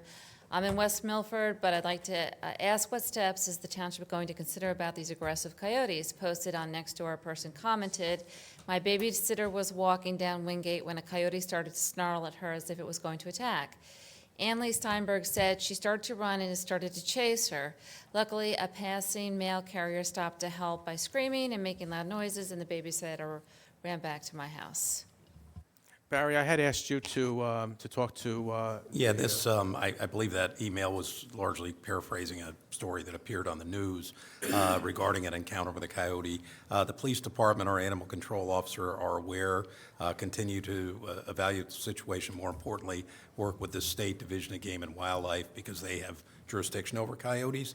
Unfortunately, we don't have the ability to just go shoot or take the coyote. But we will continue to work with the state. There is an actual authorized hunt period for coyotes, which I believe is in October through maybe November. So we are evaluating options for a potential controlled hunt, which has been done before in a number of communities for, it's more common with overpopulation of deer, bear, and things of that nature, but it is a potential option for coyotes if you know, as their populations grow in a very limited woodland area that's contiguous to residential neighborhoods, it may be a circumstance that warrants that type of an effort. So we are evaluating all those options. Can I suggest public education as well? Because by running, you're going to trigger a attack response from the coyote, and if people know to look big and walk away calmly, okay? So simple education. That's already actually on the website. I read that. It's on the police. So as much information as we can get out there into the public, we definitely will. And Barry, you know what? What I'm going to ask is that we keep on refreshing that post on social media and our website, so it keeps on staying on top. Maybe we could, I think it's called pinning or something like that. Yeah, pinning it. So I'm not. Okay, thank you. Councilman Klein, it's up to you whether or not you want to stay or you're going to step out. Okay, thank you. At this time, we are now, since Councilman Klein is stepping out because there is a conflict there. Not a conflict, but I don't know. What do you want to call it? He doesn't want people to. He wants people to be able to speak their minds and It's not a feel- conflict. and not feel that they're attacking him because people in town may know him and his family. He doesn't want He wants people to be able to speak their mind freely without feeling that they're offending him or his So, family. so Jared, did you want to say anything before we had the public come up, or do you want to wait about? Okay, so just one brief update for those, I guess, the rest are here to talk about the Bottle King property. There has been a meeting, and at the urgence of the council, there will be a public information session where the developers will be present, professionals will be present, the public will be here. I think the plan is to allow the public to speak. There'll be some interaction. So that is coming, and the council wants to make sure everybody knows that there'll be no further vote taken until after that public information session. We are trying to have that public information session as soon as practicable, which, as soon as schedule's lined up and there's availability. But there will be notice of it. It may not be a formal public meeting. It's unclear if we're going to have a quorum of our council here or not. It may be less than quorum, but myself, Mr. Lewis will be here, the developer will be here, and it's unclear who else will be here on behalf of the township and others. So I just want everybody to know that although tonight we may not have all your answers, and I'm sure largely you're going to say what you said at the last meeting, well, it's fine. I mean, we'll take it in, but there will be a public information session. So whatever you say tonight, we'll also try to take back to the developer and our professionals. So we'll have those answers to your questions that we don't have tonight or we didn't have at our prior meeting. So you were heard. The council did ask the developer, and the developer did respond that he's perfectly comfortable and welcomes the opportunity to speak with the public on the development. Just one comment, please. I would prefer if, when we discuss it, that it's not an evening of a meeting, that it's a special, that we don't have not on a Monday night, so we can have plenty of time to our business, so we don't have to worry about the business of the town and do it on a separate night. And council, that was the idea. It's going to be a standalone meeting. And again, it may not be a full quorum of the governing body. We'll have to decide That's that. fine, that's fine. Just thank you. Thank you, Jared. So at this point, if anybody wants to come up to the microphone and talk about the Bottle King project, By the way, or anything else, but. or anything else, thank you. All right, well, this one is Although about Councilman Bottle Klein King. will miss that Wait, part. Can you start my time over? Thank you. Okay. Hello, Town Council. My name is Dr. Sarah Goldstein, 12 Audubon Road. In my 3 minutes tonight, I'm going to summarize some points that emerged from a recent meeting of the residents of Audubon, Sherbrooke, Arden, and Rossmore roads. These are the roads that are most proximately impacted by the proposed development at 45 South Livingston Ave. I want to start off by saying we do not oppose affordable housing, nor do we oppose development in Livingston. However, we as a neighborhood are shocked by the unneighborliness and lack of civic mindedness that underscored this proposal. Please note we are not the only residents opposing this plan. An online petition now includes over 1,700 signatures from town residents. Yes. We urge Town Council to vote no on the present proposal. To replace the proposal, we think the following modifications should be made to the redevelopment plan. Number one, limit the height of the proposed building to no more than 2 to 3 floors, inclusive of first floor retail with height not to exceed 25 to 30 feet. Number two, retain all existing trees located adjacent to the property lines of the homeowners on Sherbrooke Parkway and Arden Road. They are important for flood control of Canoe Brook in that area. Their removal would add to flood risk. To this existing tree line, add another row of privacy trees and a privacy fence. Further, incorporate a 50-foot wide greenway running the full length of the development. Number three, modify traffic patterns on Arden and Sherbrooke by adding additional speed bumps to slow the traffic and converting it to a one-way thoroughfare with traffic only allowed southbound on Sherbrooke and then westbound on Arden. Also, include a sign saying local traffic only placed on the north end of Sherbrooke to reduce the cut-through traffic from Route 10. Number four, our preference is for the site plan to include only commercial properties. If this is not feasible, significantly decrease the number of units while increasing the proportion of affordable units. We would support a housing complex comprised entirely of affordable units. No off-siting of affordable units should be allowed for this project. Finally, to promote a broader investment by residents in our town, we request that some, if not all, residential units be owner-occupied condos or townhouses. rather than apartment rentals. Number 5, locate all buildings as close to Livingston Ave as possible and as far away from homes on Arden and Sherbrooke as possible, and ensure all lighting conforms to dark sky standards. Number 6, any redevelopment plan must be accompanied by a full scientific and peer-reviewed traffic study and a full scientific and peer-reviewed environmental impact and engineering study with reports made easily available to the community. And number 7, prior to Town Council voting on any new redevelopment plan for the site, the public must be granted adequate time to review all associated documentation, including but not limited to architect's drawings, environmental impact reports, reports on school impact, and the peer-reviewed traffic study. One more thing, to the developer and property owners, and we'll tell them this at the open meeting, we are your neighbors. Our children attend school with your children. We drive down the same streets, and we rely on the same community resources. Do not move forward with this current proposal. Thank you, Town Council.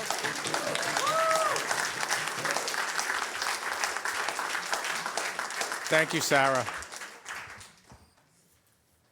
Name for the record. Howard Agris, 42 Sherbrooke Parkway. One thing that stands out that, Jared, you mentioned a moment ago is that we're going to have a meeting with the builder and the developer, but the whole town council is not going to be present. How would they then vote if they're not present? They could And watch. they don't have the knowledge. I'm pretty sure they'll be able to watch. It'll be live But streamed like wouldn't this it be a meeting is, good so they'll idea to able be watch present it. if you guys and girls are going to be voting on it, to hear the answers to the questions? I'm pretty sure they Okay, can watch it on my next on question. live stream. Sorry? I'm pretty sure they can watch it on live stream and get the They should be information. present, because all of our questions weren't answered last time, and if they're not going to be answered tonight, you should be present for the questions again and hear the answers. Okay. We had a Zoom meeting during COVID, and there was one of our neighbors, I don't remember his name, next to the bank on Arden, and he was almost in tears and said, "Are you guys going to take my house?" And he said, someone said, "No, absolutely not eminent domain." But on this map here, on page 9 of 93, his house is gone according to this map, as well as the bank and the house next to it. I'm confused by that as well. There's no eminent domain. Okay? What's that? There's no eminent domain in the project. Okay, so why is this map eliminating the house and the bank and other two houses? I can answer, but it'll be during your time. Okay. Unless you want me to wait till your hold on. time's over, You can, okay? next time or Yeah. later, no problem. No, I just don't want to use your time. So, let's see, my last question is, we asked questions during the Zoom meeting 2 years ago. We asked questions last time we were here a couple weeks ago. They haven't been answered. Are they going to be answered tonight? If not, when will they be answered? We need the answers. Guys need to educate yourselves, as we've been doing for the past few weeks. We're smarter now. Thank you. Thank you. Is there anyone else?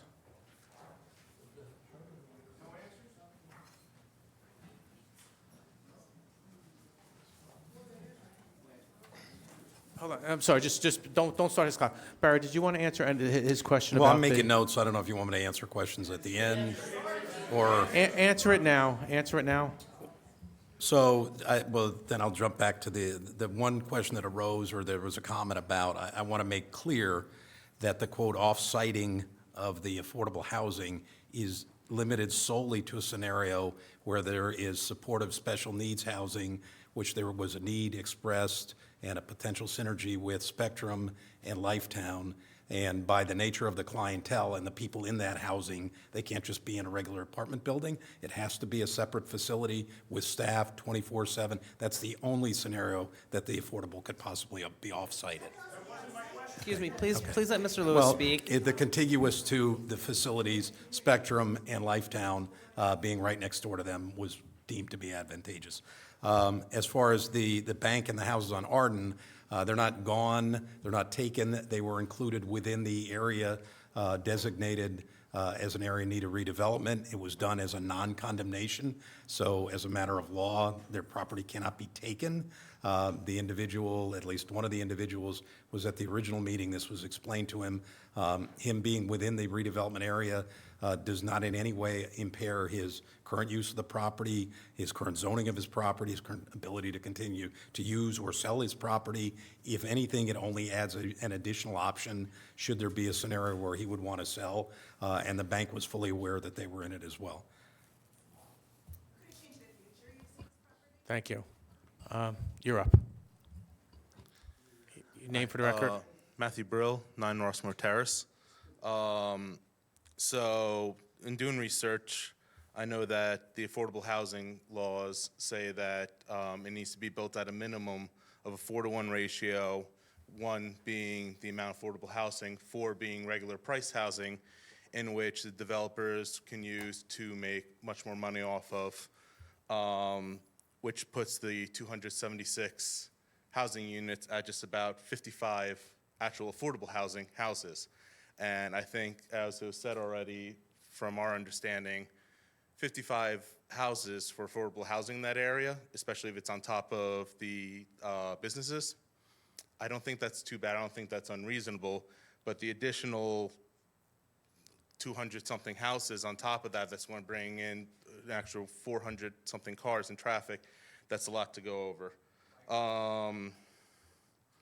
The fact that everything's going to be a rental in this proposed thing, as far as affordable rentals go, that's not going to really do too much as far as helping those that are that low versus paying the same amount in mortgage, because now they're not building equity, they're throwing their money away into the rental, so they're just going to keep lower income renters in there. But that's something for the developer versus selling versus keeping, not for you guys. Did you guys answer the questions from last time? And if so, where can we find those? Or are you guys still going through it? Just We're still going through them, and especially, I think a lot of information will come out when we have the forum with for you and with the developers, so you guys can also answer questions. But we will prepare all of those questions that you guys asked at the last meeting, as well as this meeting, and they will also have the answers. So we'll give them the questions way ahead of time, so you will have all the answers going into that meeting. And is any other questions? Sarah, that was a great document that you had today. It's almost sounding like negotiation. So yes, we will make sure that the builder has all of those questions and knows what kind of questions you guys will be asking him. excellent, thank you. What else do I have? Variance, tax base. All right. Final thing is, from what I can understand, I know I'm running out. I'll take a little bit extra, but from what I understand, you guys are opposed to a lot of what's going on as well. You're saying you feel like your hands are tied from Trent, and I understand that. You're the elected officials of our town, meaning we voted you in. So you're here from our support. That being said, also as a teacher, I know one thing I always do is I tell my students, if you have any questions about the lesson or not, please let me know. I'll get back to you. I'll answer it on the spot. If I don't know the answer, I'll look it up and get back to you. But I'm always looking for feedback so that I can do what's best for them. So my question to you is now, as a student to the teacher, what can we do, whether it's involving writing to Trend, what can we do to help you to get control over this so the town and its people can dictate what houses go up and what the feel of the town should be, as opposed to, I don't teach in Livingston, I teach in East Orange. And Sorry, your time's up, sir. We have a lot of people here All tonight. right, but those are Thank told, you. and I see what that's turned into, and it used to be a nicer town, so I'm trying to keep this the way it was when I grew up here. I've been born here for 33 years. Thank you, Mr. Burrow.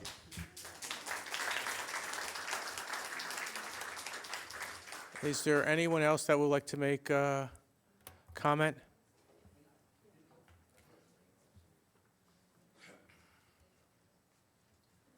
Good evening.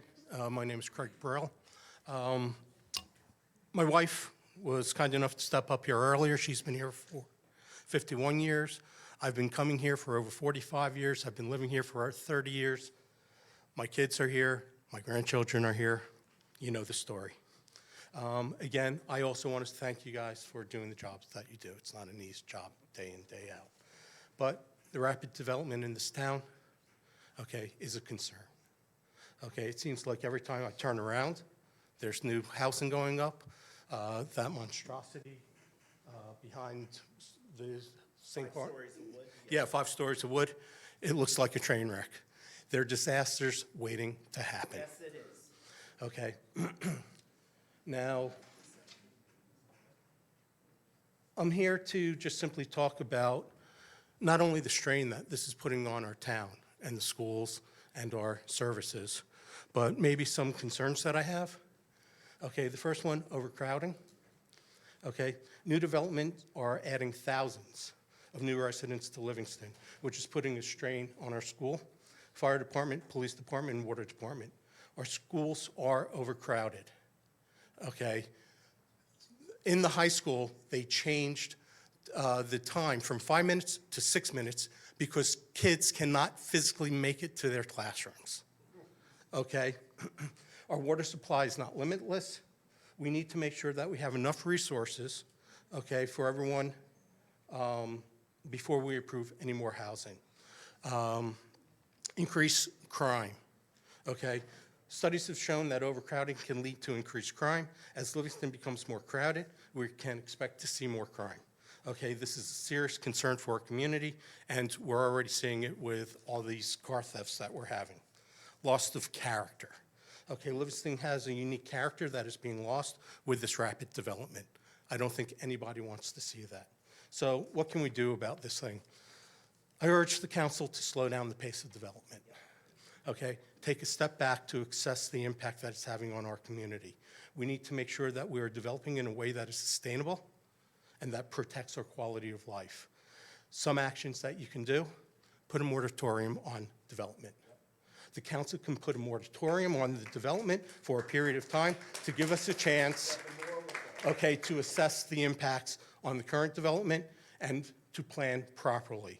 Increase impact fees to these developers. The council can increase impact fees on new development to help pay for the increased costs to our town. Push back on FSHA, okay? You can push back on fair housing if it believes to have a negative impact on your town. Okay, the FSH requires municipalities to allow affordable houses. Let me please finish my thought here. But the council can argue that it's not taking into account the unique circumstances of Livingston. We have the ability to push back on FSHA. Okay, a municipality can refuse to build affordable housing if it can demonstrate that doing so would have a significant adverse impact on the environment or public health. Okay, for example, if a proposed project would increase the risk of flooding, that can be considered adverse impact. Okay. Okay. It could also, similarly, start wrapping it up. Last point. Similarly, if proposed project would increase the risk of traffic accidents, that can be considered an environmental issue because of harm to people. Thank you. Okay, you have the ability to slow this down and to fight back. Please do so. Thank you, Mr. Brill. I just want to say one thing. I hope that this is corrected at our 5-on-5 meeting. I know everyone keeps coming up and saying schools are currently overcrowded. I have sat with Dr. Block now for 4 meetings. We have another one on Thursday. Right, but we're having a full 5-on-5 on September 6th. Justin, let the councilman speak. It is public. These meetings, okay. The 5-on-5 will be public. I can only speak to the meetings that we're having. You're asking me to be transparent. That is what I'm doing. I'm telling you what was being said at the 2-on-2. I'm going to finish my statement, Justin. Justin, Thanks. please. So while the schools currently, the conversations that I've had are not overcrowded, I don't disagree that if we continue to build, they will be. And this is why tonight I took the stand that I took and said I don't want to grant a 35-year pilot without giving funds to the Board of Education. So I believe this council is planning for that because we just passed at our last meeting our affordable housing, what was it? Our Settlement agreement. So those units are going to go through. But we are looking to plan for that. It's not like we're sitting here and saying, you know, the Board of Education, we're going to give pilots, these developments are coming in, we're not considering the children. We're having a lot of conversations about that. But when I say the schools are not overcrowded today, does not mean that they won't be as a result of the building that's happening. I've also requested a study from Dr. Block letting me know how many actual children have moved into town as a result of what we currently have building. So we know Livingston information and not necessarily just a demographic study that doesn't tell us what the picture has been in Livingston. So I do believe that the council has been looking intimately into these concerns that you're having as far as the school system goes. And I hope that these questions are all answered also by the Board of Education when we have our 5-on-5 meeting. Councilman Meinhardt, did you have anything to add? I was going to go back and refer about these 2-on-2 meetings. So it was wildly appreciated and suggested that at the beginning of this year that we were going to have these 2-on-2 meetings, had some informal discussions, which, to be honest with you, have turned out to be much better meetings. And Mr. Alpert, please stop speaking out. either I'm going to talk or you're going to talk. So either you just let me know who. You're looking right at me, sir. You're interrupting me. I'm talking. I appreciate that. So these meetings were put on the calendar because they were advocated for by the township. And we're having these wonderful 2-on-2 discussions. The information will become public when we have the information to share, either before the 5-on-5 or at the 5-on-5. But we're getting a tremendous amount done at these meetings, and you'll hear all about them at the 5-on-5. Thank you. Please speak. I'm going to say one last thing. Residents have been trying to contact me via Facebook, via my text messages. I don't communicate in that way. My email is rbagoli@livingstonnj.com, right? Org, sorry, and you can contact me at that email. Contacting me via Facebook, I will not respond. Contacting me via my personal text, I will not respond. I would like to maintain the transparency that I'm giving the residents and asking you to email me there so that the information that I am sharing can or will become public. I've had a wonderful conversation with Sarah. Thank you for sending me that list of items you enumerated today as I requested so that those conversations can happen with the builder. On one last note, because I feel it is important to say it, there has been a lot of comments being made about Councilmember Klein's participation in this project. And I can tell you, as far as I have known this gentleman for the past 2 years, Dr. Klein has not been involved in this matter. And to continue to drag his name and to say the things that are being said either on Facebook or in person or at these meetings are just horrific and horrendous. Yes, we are here to serve you, but we are not here just to take insults and to use innuendos and to make accusations upon our persons that are false. And it would be wrong for me to sit here today and not defend his character as I have known it for the past 2 years, running a campaign with him and sitting with him on this council. I have not met someone who has more integrity than that gentleman, and I will defend his name here tonight. And I would ask the residents to please stop these comments because they are unfair, they're not true, and it is not right. Thank you. No. Thank you. Sir. Good evening. Thank you for your service. My name is Larry Roshman. I live at 15 Audubon Road.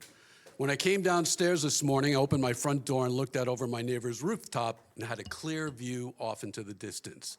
But I know that will not last with the building of this new residential monstrosity at the site of the old Bottle King and present Walgreens. I will no longer have that view, but be looking at a 5-story monolith sticking out like a sore thumb. Now, I realize that in a town of more than 30,000 people, what concerns me might not concern everybody. So maybe I'm being selfish, not wanting this new development. There must be people in town who this will benefit. But for the life of me, I can't figure out who this will benefit. We've talked about the potential stress in our school systems, our police department, our fire department, so I know there's no benefit there. We've talked about adding more people to our water system, which apparently has contaminant problems already, so nobody is benefiting there. We've talked about the traffic problems, side streets, which already have people speeding through them as shortcuts, plus the added traffic of more cars being on Livingston Avenue, especially before and after school with parents dropping off and picking up their kids. So again, no benefit. I've heard people call the present structure an eyesore. They weren't an eyesore when they had businesses in them. But apparently the owners of the property didn't find it to their benefit to try to keep the old businesses or to try to find new ones. If you want to talk about eyesores, how about the corner of South Livingston Avenue and Northfield Avenue? There once was a beautiful church standing there and some retail stores. And now it's empty, surrounded by a chain-link fence. That is an eyesore, not a benefit. The Walgreens store that is presently there, that's a benefit. I know plenty of people who rely on that store for prescriptions and other necessities, but now will be kicked out and replaced? Who knows? Attracting more businesses to our town doesn't seem to be a priority to our town council, in my view. Instead of building more apartments, which would need more retail, the town council should spend more time trying to bring more stores to our town and potential tax money, instead of having to go to East Hanover to do a lot of shopping. I would love to spend my money in my own town. The people who have come here tonight to talk about this situation are invested in this town, not just financially, but socially. But Livingston keeps building rental units. How about converting some of these units to condos so the folks who can't afford to buy a house might actually have a chance to be homeowners in our town and become more invested in our community? Every year, my taxes go up along with everybody else in town. Will this development bring in so much more tax money to pay for additional services that will be needed? And not just this development, I keep hearing about more housing that is being approved or recently built. Again, no retail, just houses. My neighbors and I know that towns grow and change. If they didn't, we'd be having this meeting in a cornfield. But they need to grow with a little more forethought and planning than what seems to be happening here. So I ask the question again, who does this benefit? Thank you.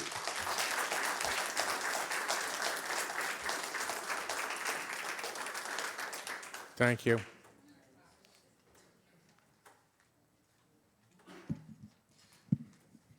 So good evening.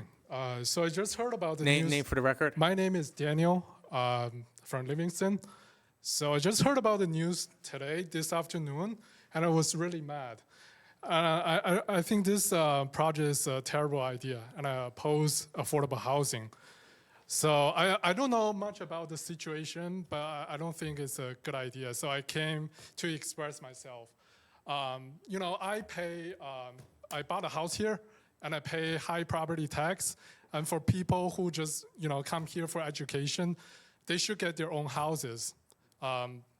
If they cannot rent here. So again, this is a bad idea. Please reconsider this project. Thank you. May I have your last name, please? Daniel Deng. Can you spell? D-E-N-G. Thank you. Yeah, okay. Thank you, Daniel.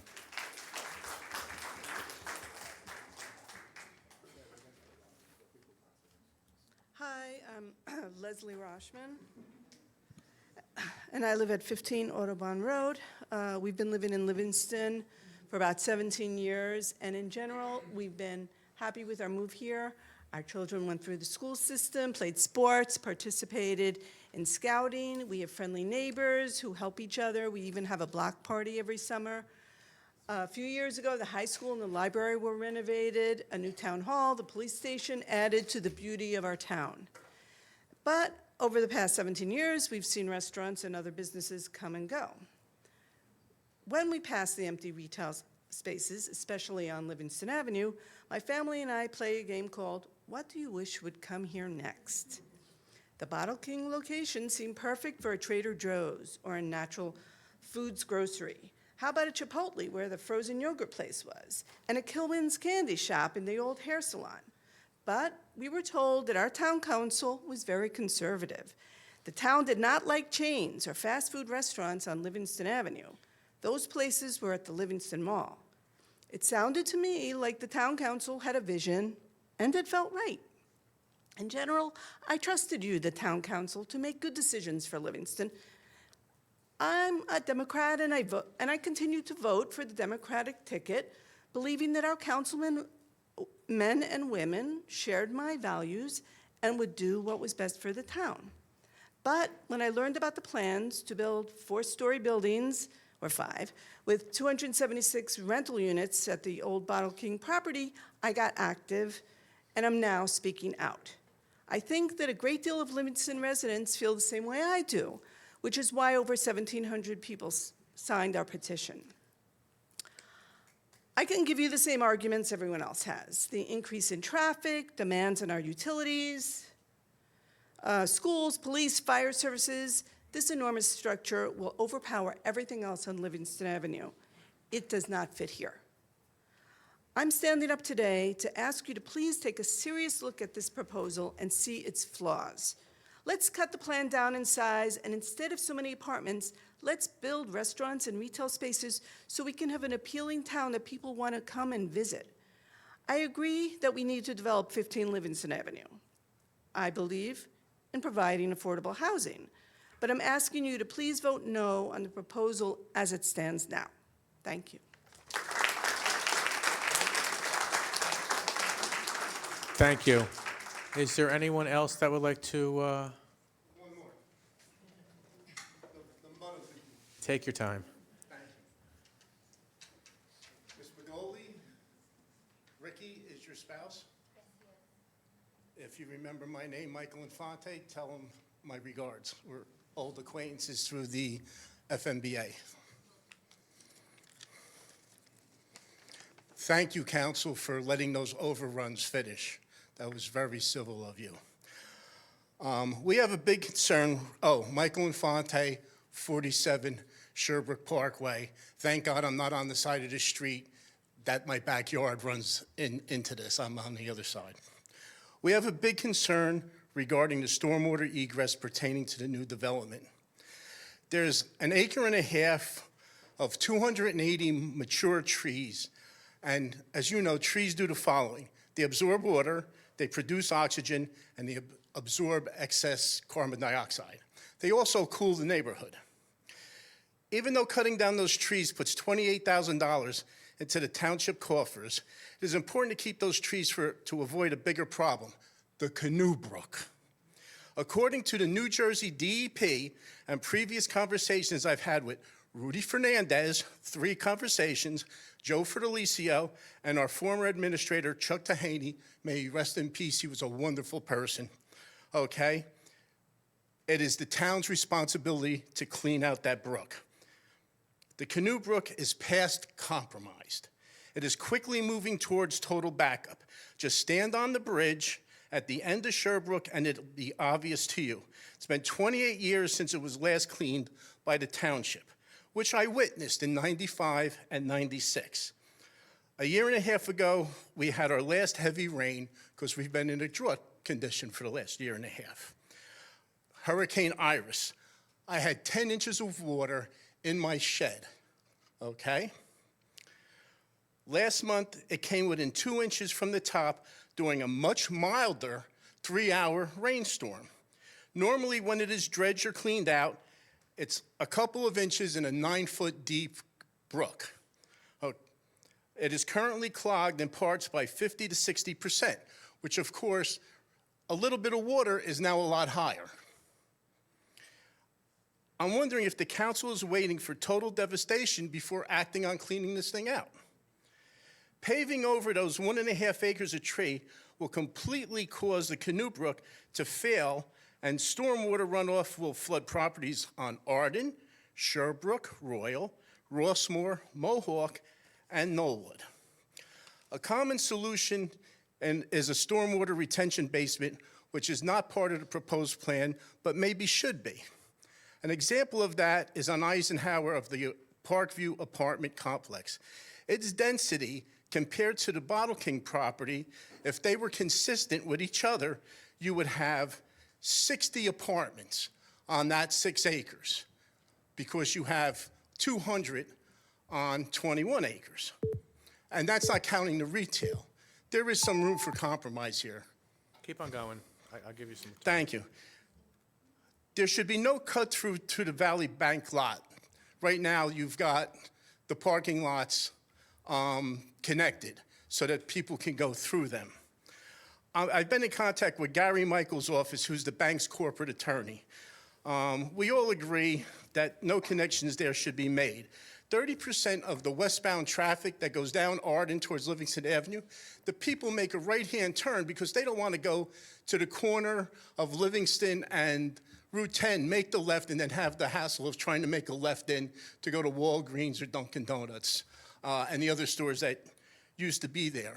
Now, when we do whatever that's going to happen, you're going to have more traffic down Sherbrooke. There's nothing we can do about that. But to connect the parking lots is just going to make it worse. You're connecting it onto a small street that's 25 miles an hour that's already out of control. The police can't really patrol it because there's no place for them to hide, okay? So I understand that part. So the situation there is ludicrous, dangerous, and it's really against your civic duty to the township residents who you should be representing. And on another subject, if you would, for 20 seconds, what makes this country great to me, it's got nothing to do with this, is we have the lady with the restaurant. As you can see, I'm an eater, okay? Retired firefighter. What makes this country great is you can eat food from 250 different countries, okay? You go to any other country, you get one thing. Here you have it all, okay? And that's diversity, and that's a great thing. But thank you. Thank you, Mr. Infante. Thank you. I'm sorry, Mayor, can I speak up for a minute? So, Mr. Infante, I'm just going to correct, Mr. Infante, I'm just going to correct you for 30 seconds. Sure. One thing I'm going to correct you on is you said at the end, this is, when you look back, this is not what makes America great. This is exactly what makes America great. No, it is not. No, you said this, you said all this. The fact that makes America great is that we always don't have to agree, but we all can listen to each other, and we live in a country where everyone can come and speak up and speak their piece, and no one has to worry about anything that's going to happen. So I just want to say that, I don't know if maybe I interpreted the wrong way, but I just want to let you know how I feel. That I think this is America, that everyone is coming out and speaking up. I agree with you. Okay, I said it the wrong. okay. As you can tell, I'm a little nervous. No, I just want you to know that I always say thank you, you know, when I'm the mayor, I always say thank you to everybody for coming, because if people don't come out and speak, you never hear anything. And I'm not talking about this project, I'm talking about everything in general in this town that we go through, good or bad, okay, that this is what makes America great. Listen, I grew up in Newark. When we moved here, this was Mayberry, okay? And I appreciated that. And I know it can't be Mayberry again, but if we could, you know, just hold on to it in some small ways, I think we would all enjoy the town more. Thank you.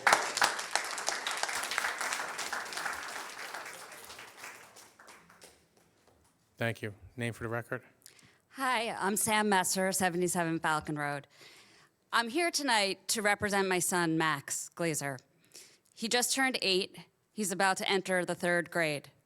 And he will most definitely be impacted by the development that's going to be happening. The quality of the education he is going to receive is not the quality that we moved here for, before he was even born. Class size matters. We are going to have to build new schools. We are going to have to probably go out for a referendum to build new schools.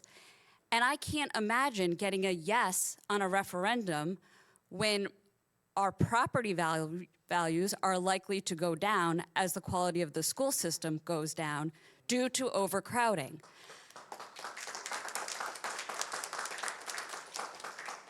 I owe it to Max, and I think all of his peers, to try to work on a solution. When I hear people say, my hands are tied, or our hands are tied, I just can't accept that. We heard here today about Indian independence, 76 years. Now, there are probably a lot of people who would have said, our hands are tied, we can't get independence. It required a lot of hard work.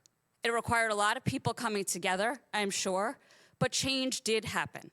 And change only happens when people are willing to come together and speak up.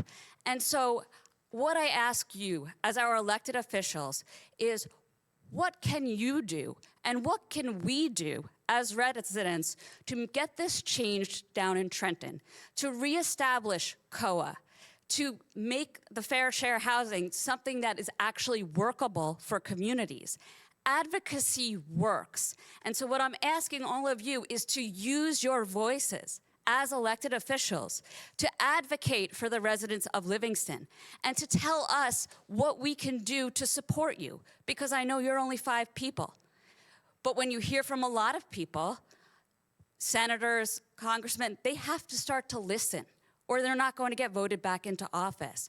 So I ask you, please, take a leadership role here and tell us what we can do to support you in order to keep our town great for Max and for all of the other kids who are going to come to this town. Thank you.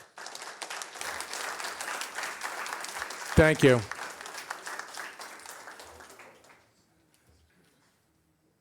Name for the record? Yeah, Robert Kornblue, 43 Sherbrooke Parkway in Livingston.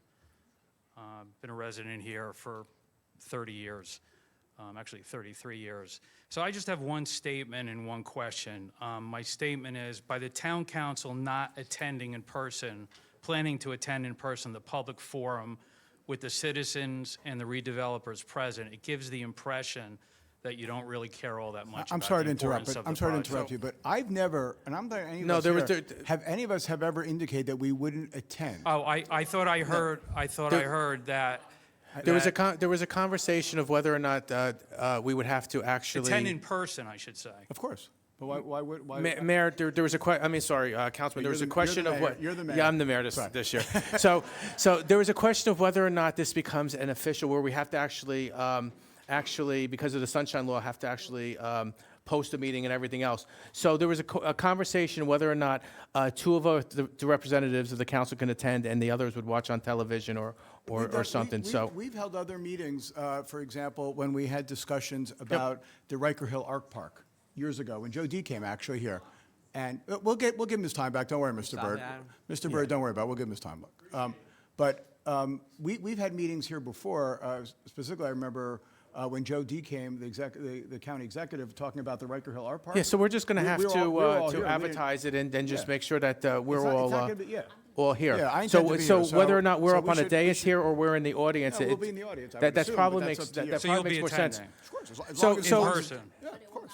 You will not see what's up here right now. You will not see if we do end up advertising it where all the council members can attend. You won't see us up here. You'll see us in the audience, Oh, and we okay. won't be taking questions. We'll be listening just like you will. Oh, okay. I and got then the give impression you you the were all gonna be opportunity to ask the remote. questions to the builder. Okay. So that's the only reason is that you're not going to see an official I understand. mayor and council up I on the understand. dais. Right. Also, and the other question I had, is it fair to say that for the next town council meeting scheduled on September 7th, a vote on whether to approve the Bottle King project will not be on the agenda, correct? It is not on the agenda. Great. That's it. Thank you.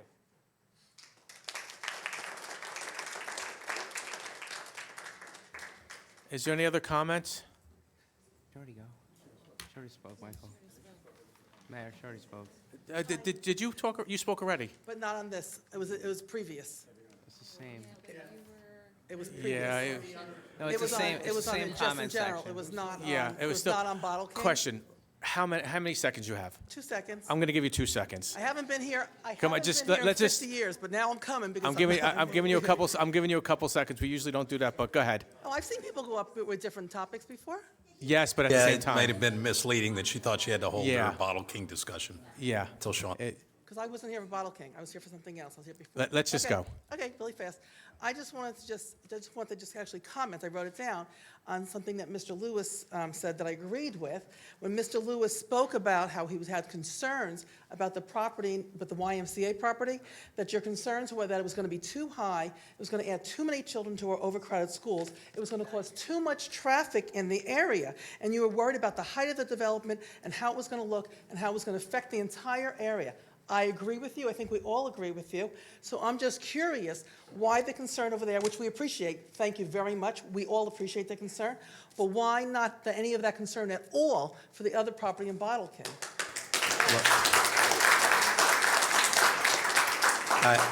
I don't think it's fair to say that not only do I not have that concern, I think the whole governing body and the township has that concern on every project. And believe me, I don't envy the council members who are unfortunately dealt with this fair share housing thing. I can tell you on the Bottle King project, the original development proposal was significantly more units. It was a full floor higher, so the height did get reduced. One of the appeals of the potential off-site special needs assisted affordable housing would eliminate school kids from the statistics bear out the affordable housing units generate far more school kids I don't want to than the interrupt you. I conventional units. understand that my time is ticking. No, I don't want to well, interrupt you, yeah. but I heard that Yeah. our last meeting also. I understand everything you're saying, that you reduced it and it's a better deal. But I'm saying, even with the better deal, when you talk about the YMCA, obviously that's not a better deal. Maybe it's a better deal from what it could have been, but it should never be anywhere near like that. So I feel like the same consideration you have for every property. Look, it's not, I feel like it's us against you. We're all so angry, and there's many more people on Zoom and everything on vacation that are angry. Everybody is angry, I'll be honest. Everybody's angry. Many more than the 1,700 that signed petitions. I spoke to many people, everybody's upset and angry. But it's not us against you. We're all together. It's one, this is Livingston. We're all Livingston, so we all want to work together, bottom line. I don't want anybody on the council to feel like it's us against you. It's not. It's not us against you. And I've heard so many people talk about us working together, and that's the bottom line. And I'm not mean to put you on the spot. I was just, as you were speaking, I was jotting down, going, we all feel the exact same way. We agree with you, Mr. Lewis. We agree with you. I just wish that everybody in the council had the same consideration for the entire town. If you don't want it in your backyard, nobody else wants it in their backyard. That's the bottom line. Thank you. Thank you. Hi, Betty. My name is Betty Rubin. I live in Baldwin Terrace. I belong to the Art Council. We had a gallery that was in the town center, and we had to move out of there. Why can't we use some of the money that we have or build an art center, a music center, so our kids could perform there? We don't have to rent a space at the Circle. I mean, this money that you're getting, $1.5 million from Trenton, why can't that money be used instead of putting on turf, an artificial turf or whatever turf you're going to put on for the schools? That's my. Thank you, Betty. Just in 30 seconds. So this town has, and I certainly agree with you, Betty, about the arts needed as well, but this town gets talked about very often about the lack of and the quality of the fields in this town.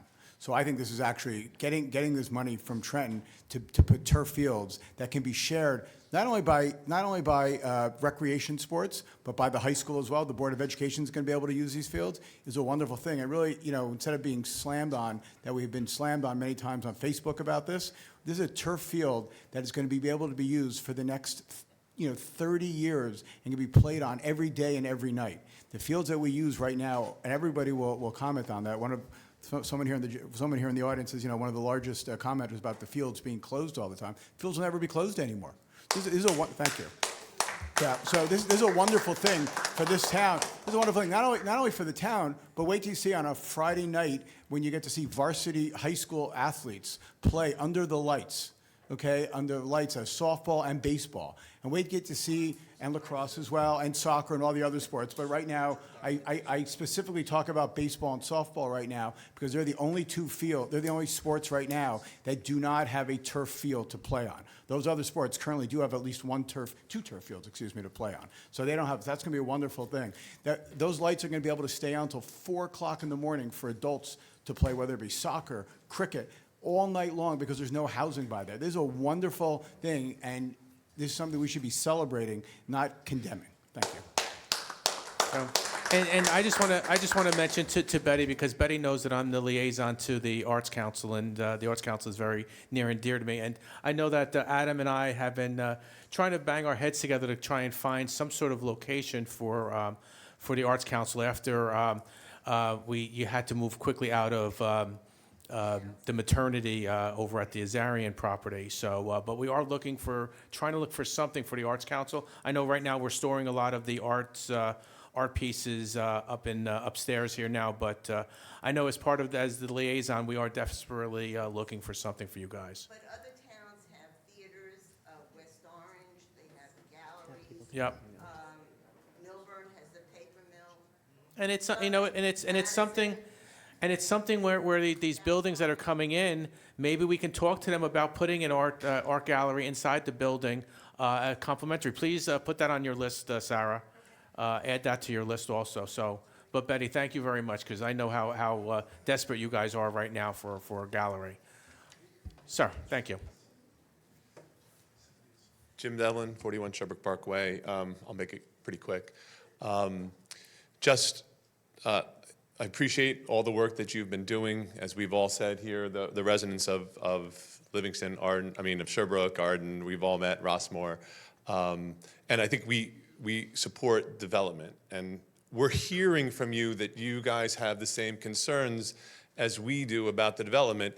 And yet I sort of feel like for some reason 45 South Livingston like is a different space. Like all of a sudden, and you said it last month about the mall, that you wanted to reduce the number of units there and you didn't want the impact on the schools and all the infrastructure.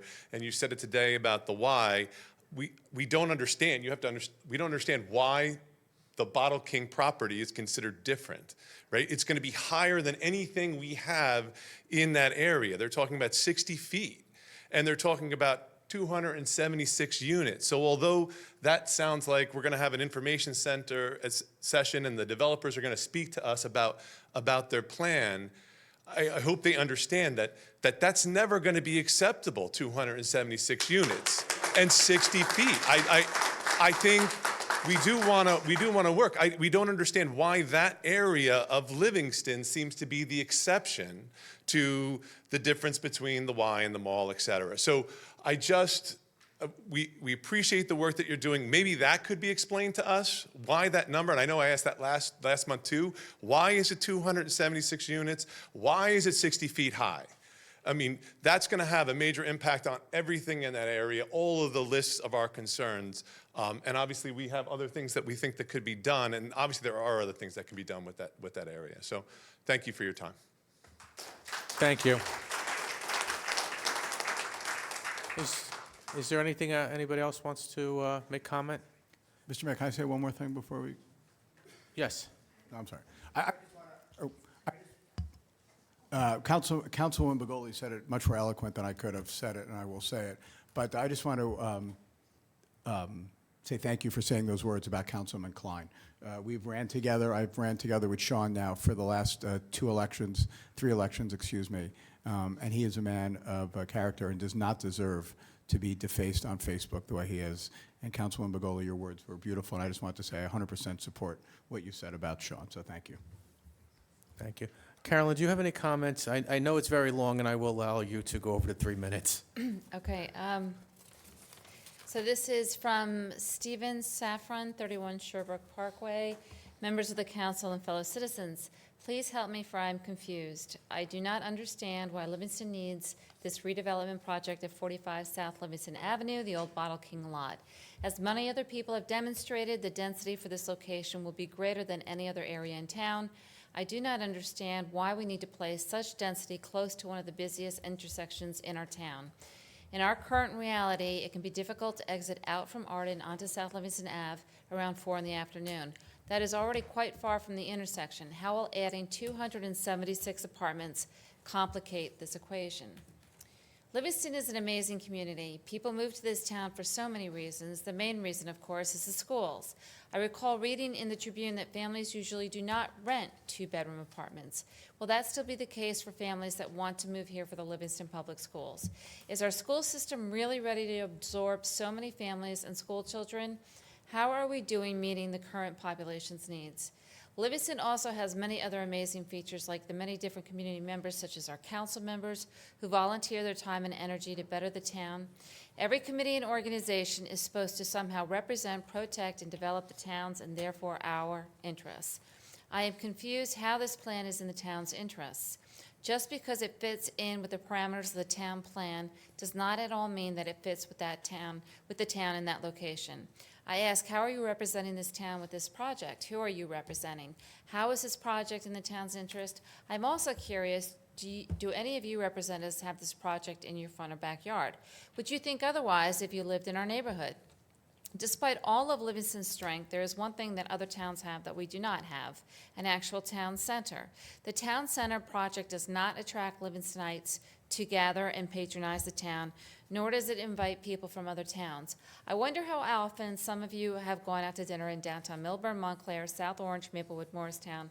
Wouldn't it be nice if we actually had a nice downtown that not only could we enjoy, but people from other communities would like to visit? This location, located downtown, could help in actually developing Livingston's downtown. Whom would that benefit? All of us. Would it tax our resources, school, police, fire, utilities? Not at all when compared to 276 living units over retail space. To put the town's long-term development in context, as a child growing up near the mall, I remember the slow growth in town. It felt natural. I remember the swamp from Play King, now Amazing Savings, to Two Guys, now Dick's. I remember when Toys R Us opened, natural growth and development happened slowly. New neighborhoods pop up, businesses come and go, the town evolves. Evolution is a slow process.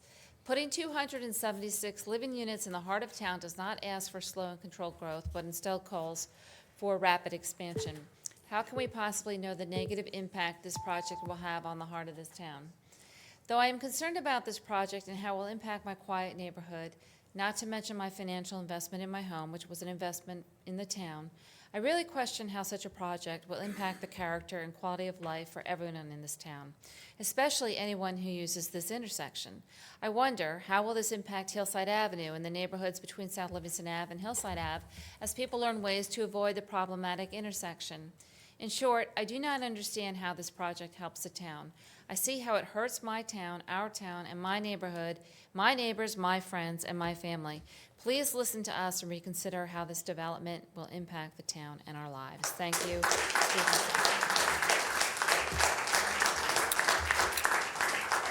Thank you, Carolyn. Is there any other correspondence you received? No. That was enough? Good. Thankfully. Thank you. May I have a motion to close public comment? Second. Second, all in favor? Opposed, none? Do we want to get Councilman Klein back in, Russ? While we're waiting for that, Barry, do you have any updates? Or any I reports? don't think I'm sorry. nothing we haven't addressed already. in Okay. Conference, thank you. Adam, do you have any? No, not at this time. No. Thank you. Carolyn, do you have any reports? Nothing from me, Mayor. Thank you. Jared, do you have any reports? Nothing, Mayor, other than to clarify the record that Councilwoman Begoli recused herself from the minutes. I don't think that was clear while we voted. Okay. And also, Carolyn, for close, we're also going to do, can you please add personnel issue? Russ, do you have anything? No, thank you. That's it. Gotcha. Councilman Meinhardt, do you have anything? Councilman Klein, do you have anything? I absolutely could. Councilwoman Begoli, do you have anything? I think I've said enough tonight, Mayor. You were good tonight. Deputy See Mayor what happens Anthony, when do I you come have back? anything?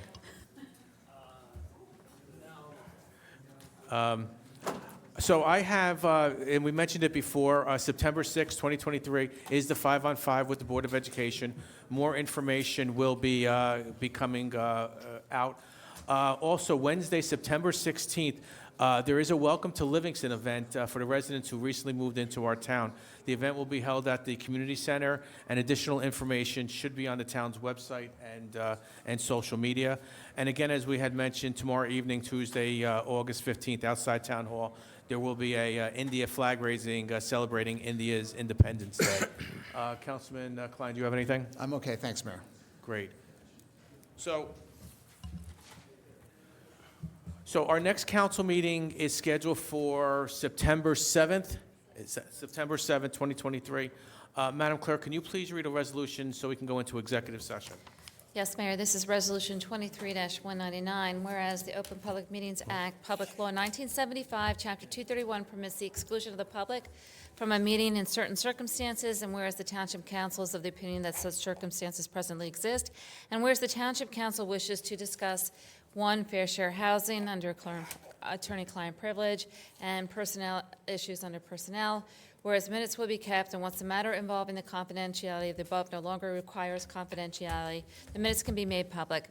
Now therefore be it resolved by the Township Council of the Township of Livingston that the public be excluded from this meeting. May I have a motion to move into closed session? So moved. Second? May I have a second?